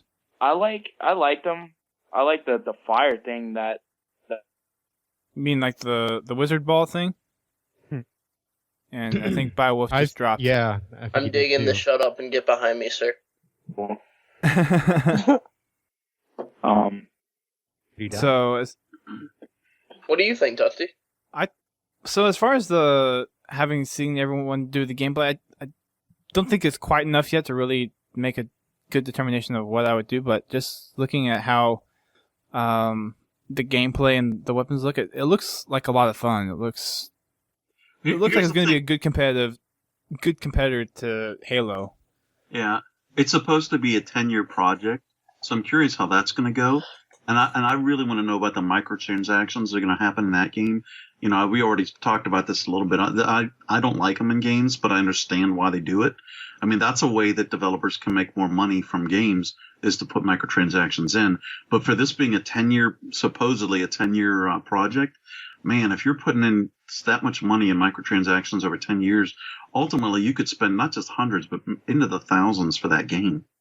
Mm-hmm. So, think about that over 10 years, and you could see, it would be pretty easy to dump, $10 a month even into a game. If you play games that have microtransactions, $10 is not much in most of those games, and over the course of 10 years, wow. So that's one thing that's going to keep me back from getting the game, whether it's for Xbox or PlayStation, whatever. The game looked fun, but if I have to grind myself, like crazy just to get the cool stuff. Grind yourself? Yeah. You know what I mean? If I have to grind like crazy within the game. What kind of game are you playing? I'm playing fun ones. Yeah. Anyways, but if I have to grind to get the really cool stuff, whereas the people that have, all this extra money can just pay for it right away and not even have to grind for it, they kind of take some of the fun out of it for me. I mean, there was that option in Battlefield where you could buy all the weapons. I bought it, I'll admit it. That's because I knew I wasn't going to play it enough to actually unlock them all. And get the achievements. Yeah. I think I bought it for the air vehicles or something because I cannot fly worth a damn. So, figured why not? I bought all of it. I can fly the helicopters in that game, but I cannot fly the jets. I can put C4 on things, and then you can fly into stuff. Does that game support the flight stick at all? Does anyone know? No, it doesn't. Okay. I like the sad face. You sound so dejected. I love airplane games. I'm one of the only people who I've I know of that's bought the that stupid wireless joystick to play like the 3 different flying games that are on the Xbox. Wow. I don't know what you're talking about. That's dedication. Well, isn't there Microsoft Flight Sim on there? Not on the Xbox, no. But there is through the like you can look at the PC games on Xbox Live, like on your computer, and you can buy it that way. But no, it's scanned for Windows. Yes, got it. All right. It's free though. It's free. Yeah, I remember it was free. I just didn't remember if it was on Xbox too. Xbox as well. It was. Let's see what else. Destiny. Can we talk about? What do you guys think of 3-person squads? So is it only 3-person squad, or was it just 3 people for the presentation because that's how many classes there are? I think it was just for the classes. I think it was just for the classes too. Yeah. I think you can have more than just 3 in the squad. I hope so. What do you guys think of the weapons? Like how you can actually look down like a barrel, kind of like the COD thing that they had going on through there. I liked it. How you had the iron sights and the scope and all that. I liked seeing the new weapons, how that worked. Yeah. You guys like that mechanic better than like the Halo mechanic of? To me, yes. I like actually looking down something and have a target. You know what I mean? I don't like. That's the reason why I use the battle rifle on Halo all the time, or something that actually scopes in. What the DMRs can scope? Well, yeah, I was just using it as a reference. I wasn't. Okay. I thought you meant the BR specifically. No. I'm just saying, like, with the assault rifle, I don't like that you just like look down the side and like have to aim your little arrows. I just never liked that. Yeah, it'd be nice for like some of the weapons that don't have the zoom, like or the link to the HUD that you could actually just aim down iron sights. Yeah. That'd be something cool that they could do if they ever release another non-Spartan campaign. Right? Like something where your weapon's not hooked up to your helmet. I don't know. Table that for later. I don't know. What do you guys think of the scenery for Destiny? Like how it looked? Like how you went in that whole... What was it, a dam? The lighting was fantastic. Especially that part when they showed that they were turning on the lights in that one area. Yeah, that ghost or whatever it was. That was awesome. Hey, the lighting effects in there were so incredible. Did any of you guys get the little, like, 343 guy? The Guilty Spark when he kind of flew around there? Actually, I didn't think about that, to be honest. I got Navi. Yeah, I kind of, like, felt that. Like, just the way he was, like, floating around up there. It kind of felt like a 343 guy. But that was just me. Probably. Me being Halo freak that I am. But anyway. I think the lighting on it was very, very good. And then the scenery itself. I like the fact that you had to go through something and it led to a battle outside of it, which was pretty cool. It was, yeah, the scenery just in general for that game was amazing. I like the explosion too. Like when whatever that spaceship thing was that came in or exploded or something, like it went completely dark and it came back after it was like also exploding, whatever. That was pretty cool. I didn't know what was going on at first. I thought it was like it just turned night or something. I don't know what it was. Yeah, I got a question here. I want to get your guys' thoughts on this, and gal. Well, just make sure I cover it all. No, I know you meant me. You're right. Now, how do you guys think Microsoft feels that Bungie has completely shut them out? They haven't shown Destiny at all in Microsoft, even though it's going to be available for Xbox. We've already heard multiple times now that there's going to be exclusive content to the PlayStation for Destiny than there will be for Microsoft. I don't know if that's a Bungie thing or if that's just an Activision thing. Well, the thing is, I thought Microsoft. I actually no, someone else said that. Never mind. But if you think if PS4 is getting exclusives to Destiny, do you think Microsoft's going to get the exclusives for Xbox? Like a kind of like a competition type thing, or yeah, it's all money. It's all money. I don't. It may not be so much that Microsoft's upset. Maybe Microsoft tried to throw some money at Activision, and PlayStation threw more. I have to imagine though Microsoft has Halo, and that's a proven franchise with like they can point to however many millions of fans. With Destiny, it's even though it's done by Bungie and they have just a phenomenal track record, it is still officially like an unknown quantity at this point. So I think that they're Microsoft's. I don't know that they care too much right now, especially since they are really starting to exploit the Halo name or franchise or whatever. They're really starting to exploit it like they've been wanting to do for a while, like with this new mobile game. I think Bungie is kind of going towards PlayStation 3 because they want to give them more of a chance, because the PlayStation 3 people that were faithful to the console or whatever, they didn't get a chance to play Halo. You know what I mean? People that didn't want nothing to do with Microsoft? Yeah, Microsoft at all. I honestly think it's just a publisher's choice with Activision wanting to do PS3. I don't think it's... I mean, you don't think it's like a middle finger from Bungie to Microsoft? I don't think you can do business that way, man. I don't think you can just throw the finger to them because you used to work for them. Like, if it I was, think they really wouldn't even put it on the Xbox. Yeah, that's a very good point. But I think really, if anything, it's probably just something as mundane as like, well, they think that they're more excited about what they can do with the PlayStation than they can with the Xbox. So like, that's the one they like better. So why not do it? Like I don't think there's like, I mean, you can read into it all day, and I love doing stuff like that. But like, I think really, it's not. They're not throwing the finger. They're not, yeah. To me, I think Bungie wants to change. Being stuck with Microsoft for so long, making them push out that game for that particular year or whatever, because Microsoft does pressure game companies to put out things because for the money reasons. Well, I mean, think about it. I don't think Activision would be any different.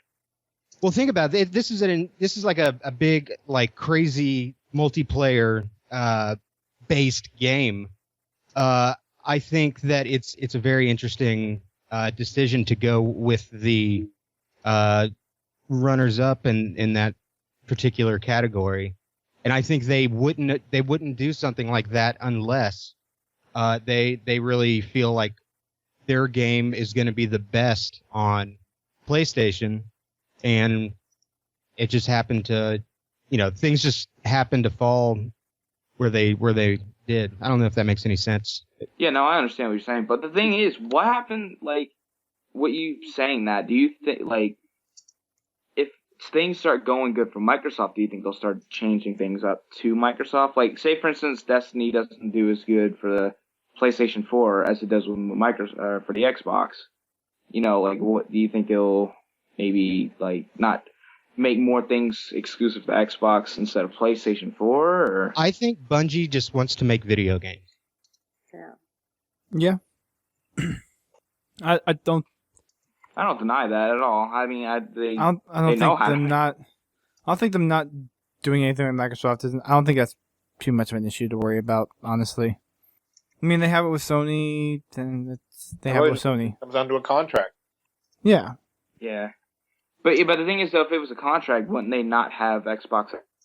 No, I just mean, like, where stuff is built in. Maybe when they sign with Activision, like, hey, we're going to reveal with PlayStation, though you're making for both. I just really think a lot of things come down to money and, greasing each other's pockets, not necessarily bad business or not liking somebody, but just saying, hey, they offered more. They're going to give us more leeway on this, and this. Cool. Right. Definitely a lot to say about creative freedom.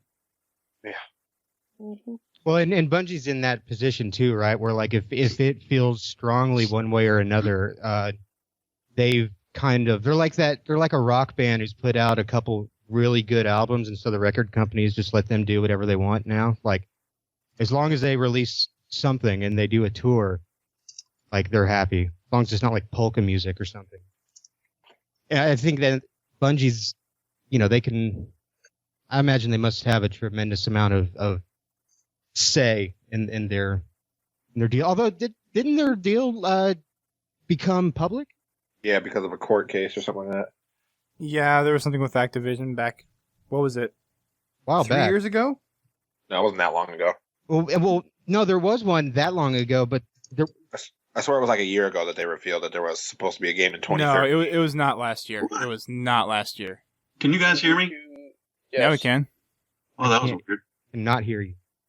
You can hear me? Yeah, I'm joking. You eat your microphone, please. That call ended. That was weird. Sorry. Oh, I think that was for Biowolf. He dropped. Oh. But what were we talking about? Bungie. May 21st. 1 year and 20 days ago. Oh. Yeah. Told you. Wait, really? Four score. My timetables are not that Yeah, long. There was year one and 20 days ago. Then I didn't hear about that one. Contract. I didn't hear about that one. Well, I think there were two separate events. One that was like right around the time they left Microsoft, and then there was this more recent one. Well, this one came out because of Respawn Entertainment, and that's the one that I'm going off of. All right. I guess my whole point was just to bringing that up is I wonder if that can give any insight as to the why. Like maybe, I don't know. You have to get the Podtacular interns to look into that. All right. Brent? He's not here. I know. And he's not an intern. He's a co-host. So. Does Podtacular have interns? No, not at the moment. We need to get some interns. We're thinking about getting some Chewy. external help. We'll work for Chewy? Pods. What's up? You can be my co-pilot. Sorry. I'll be my wingman anytime. Boy. That's fine. Chewy was a co-pilot in Star Wars. Okay. Top Gun. The hell? You're just not on. I'm gonna start crying. You're just failing tonight, Justin. You're just like. You know, I hit a few, and I think maybe I'm back in the game, and then someone kicks me in the Top balls. Gun. You just need to stop doing Top Gun, and then you're fine. I stopped doing Top Gun after the first 20 minutes. Then everyone else decided to do it after they laid out on me. I just wanted to be cool. Everyone was doing it. Crack a beer open, man. All I have are Mexican Cokes. Crack another Mexican Coke. Sugar. Yeah, seriously, they're the most amazing things ever. Pure sugar cane. Oh yeah. So, Sugar Rush. Slowa, what are you doing on Twitter? What? Nothing. What? Don't worry about it. What could possibly go wrong? All right. I think. What are we looking forward to more? Just real quick, Halo 5 or Destiny? Destiny. Ooh. Let's say you had to. Destiny's closer. Yeah, that's if I had to pick one, you have to gun to your head. Just because Halo, just because it's been a franchise that I've liked. I have to go Halo because I'm a Halo fan for life, and Destiny with its possible microtransactions and a 10-year project. I'm gonna have to stick with Halo as much as Destiny looks good. I gotta go Halo as well. I mean that's a tough one. I gotta go Destiny because Bungie makes good games. 343 is still trying to establish themselves. I mean, I run a Halo podcast, so I would have to say Halo. Yeah, you and I are contractually obligated to say. So am I. So is Sal. Oh yeah, I guess so. Although I thought his name kind of Halo fan for life. Yeah. Yeah. Dear 343, smarten up, season 2, well, and I'll change my answer. Then Rukari did work for 343 for a little bit, so I don't know if that technically counts for him too. He's undercover. He's a plant. Wait, did somebody answer my question there about Spartan Up Season 2? No, I was saying. There's a rumor 725, but I can't confirm that anywhere. So I saw you tweet about that, and I tried to do some research. I did not see anything that says second season Spartan Ops. Yeah, I couldn't find it anywhere. I wish we'd know. Where did everybody find that one? 725 sounds like when Spartan Assault would come out, because they did say it would come out in July. Well, that would be a great time to do it then. Yes, here's the backstory of Palmer and Crimson. All right. I listened to some of y'all's Spartan Ops episodes. They're pretty good. I just wish that the gameplay was as compelling as the cutscenes. You haven't played with me yet, then. No, I haven't. Come play with me. We're supposed to be doing a recording bit sometime down the road for doing Spartanos. Gotta get that scheduled. It'll probably be in August. Because I don't know. Maybe it is who I'm playing with. Because I have fun, but a lot of times, especially if it's on the earlier ones, it's just like I can't get over the fact that I've had 8 different battles in the same 200-yard. Too many eggheads. There is too many eggheads. Egghead. That's something they should have fixed with the title update. Nerf the egghead. They fixed it in the second half of the season. Yeah. But the story is so crazy amazing. You wouldn't know it if you didn't watch any of the cutscenes and just played the missions. Right. Add me to your friends list, man. You're already on my friends list, dude. Oh, are we? Yes. I told you that when we first started recording. See, this is going to be a problem when it's unlimited friends list. I'm all. Yeah. Add me to your friends list. It's 1,000, not unlimited. No, they said unlimited during the press. They changed it to unlimited? Yeah. I don't think they ever. I hope they put groups in where you can. Oh, I remember hearing 1,000. I remember. Xbox support said 1,000. They said 1,000 at the Xbox reveal thing. I'm with you, Ryan. I want to see allow us to make groups. Yeah, microtransaction to get infinite. Xbox to drop Microsoft points now with unlimited friends limit and more. June 10th, connecteddigitalworld.com. Why is them going to real money a story? Because space bucks. I don't know. What? Because my Microsoft point balance is currently sitting at 235, something ridiculous like that. How in the hell? That's a wasted $3. Oh, you want to see some Microsoft points? Let me try to pull mine up. I've got maybe $20 or something. Does it end in an odd number? I don't know. I have 10, so I'm golden. 10 Microsoft points? Yeah. Jeez. I think I have 2370 something. Holy crap. I had a ton Let's see how much I have. Bing, but I used them. I wonder if they'll allow us to convert that back to money, I've got 3,580. Oh my god. Rich. I have 266. Don't ask me how I lost 44. How do you... Okay. I don't even know. Yeah. How do you spend 4 or 9 or 44? Where did the other 34 points go? I have no idea. I thought everything on the Xbox and Spacebox ended in a 0. Happy Wars might have done me, but I don't want to. I guess I'm wrong. Oh, it's one thing to have achievements be odd, but then it's something completely different from Microsoft points. Okay. You're never gonna get that at on a proper number ever. I hope once they cut out the Microsoft points, they'll send me a check for $2.60 or something. And 0.3. I hope that's not what they do. I could use a little more than that. They cut up a pen. They cut up a penny, and they'll send you a third of the penny. And it'll be all sharp and everything too, so it'll end up cutting you at some point. Oh boy! All right, I think we talked as much as we need to talk about Destiny, Xbox, and Halo. We are going to have another podcast on Friday to talk about the rest of the E3 stuff. So there's still more stuff coming out over the next few days, and we'll talk a little bit more about the EA press conference, the Ubisoft press conference, and then I think the Nintendo one is today, technically, as of us recording, since it's almost 3:00 in the morning East Coast. Oh God, that sounds like the worst. I don't know what they could possibly do. Maybe they're just going to let people come up and play games. It's not even a conference. It's just a video they're giving people access to. Yeah, just Nintendo Direct. Oh. You can go to Best Buy. All right. Well, Nintendo's doing something. I think there was another panel yesterday as well. So on top of the 4. You would say it's our destiny to talk about the rest of E3 on Friday. Wow. It's your density. Back to the Future reference? Anybody? No. Yeah. I didn't even hear what you said. I've got a tip, man. People hate it when you do the 80s movies thing. No. That's great. Top Gun? I've learned that. Yeah, I've learned that.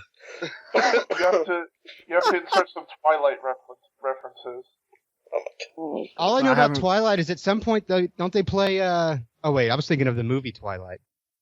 Or is that what you were talking about? That's what I was talking Okay. Well, because for a second, I was like, wait a minute. In the Top Gun song, Highway to the Danger Zone, did it say anything about... Yeah. I thought we stopped with the Top Gun. I thought we did, too. It never stops. All right. Okay. All right. We're gonna wrap Can it we up all for tonight, sing this folks. the first verse of that song while we're going out? No. No. I'm going out with you. Ooh. Yeah, normally you're gonna buy me dinner. Ooh. Oh. Ouch. All right. Well, we've been here for over 3 hours, so we're gonna go ahead and something if I buy you dinner. You get a ton of terrible puns. Oh. It's the pun master. Whatever you want to call it. Oh my God. All right, so thank you guys for listening to our Day 1 E3 coverage. I know it was a little bit scatterbrained in some areas, but we did talk about Halo, talked a little bit about Destiny, talked about the smack that Sony gave Microsoft, and then talked about the rest of the Xbox briefing. And like I said before, we'll talk about the rest of the E3 stuff on Friday. Probably be 8:30 as well, but just keep your ear and eyes to Twitter and all that good stuff, and we'll let you know exactly when it is. We are having a podcast technically later today if you're on the East Coast from us recording this thing. And we are going to be doing our 11th episode of our Spartan Ops miniseries. So we're going to be talking about the epilogue and talking about speculations or what, if they were making a Spartan Ops Season 2, what we would like to see out of a Spartan Ops Season 2. So we will be talking about that a little bit. Wednesday is going to be Wacky Wednesdays at 8:30 p.m. Eastern Time. Thursday is going to be our regular recording, and we're actually going to have special guests over from Beyond Entertainment on to talk about some recent news that they have regarding the recent reveal of their website. And then Friday, of course, we're going to be recording our E3 kind of wrap-up coverage podcast. So we have something every day this week. So you ever sleep? Ever? Yeah. At work. What's sleep? It's that thing. We'll send you the Wikipedia article. I don't know what it is either. Oh, okay, thanks. 5-hour energy. Yes, but I don't rely on coffee either. Oh, you know what? Methamphetamine, baby. Sorry, I've been watching Breaking I'm all Bad natural. lately. I'm all natural. Okay. Piranha's the best way. Well, I don't want to know what you look like right now. On that He also hasn't been wearing pants. Oh, man. All right. Oh my So as is the old Podtacular tradition. I don't know. That's what you told me, at least. I have to go back and look into the history books. You keep records? Oh yes, it's called our podcast. It was started like what, early 2000s, mid 2000s. Of course, that's all. That's the only way you could have records back then. 2005. Oh yeah. Did they wear pants back then? Oh my God. They were just All right. So huge shout outs to everyone who decided to come on. Justin Bryce from Drunken Halo podcast. It was not me and my brother. Sal, HaloFanForLife, Molten Slowa, Rouser, Chewy, and StartaRiot from Ready Up Live, Biowolf, Rukari or Rukizzle, and then SockswithSandals. So thank you all for coming out. Hopefully we'll see you back on Friday, possibly. And I had a blast. I enjoyed it. Yes, very much. Yeah, so. thank you. Thanks for letting me corrupt your string of puns. Yes. I'm sure we'll get used to them. Letting me on. I'm sure we'll get used to them. But so definitely check these guys out. They have Twitters and YouTubes and all that good stuff. I'm gonna do a shameless plug in the chat, because why not? Sure, why not? All right, I'm gonna forgo the long and drawn out outro because it is late. We are tired. It's time to go to bed for most of us. Good night, Podtacular Dream. Good night. So later, everyone. Good night, John Boy. Bye. We barely knew thee. Oh.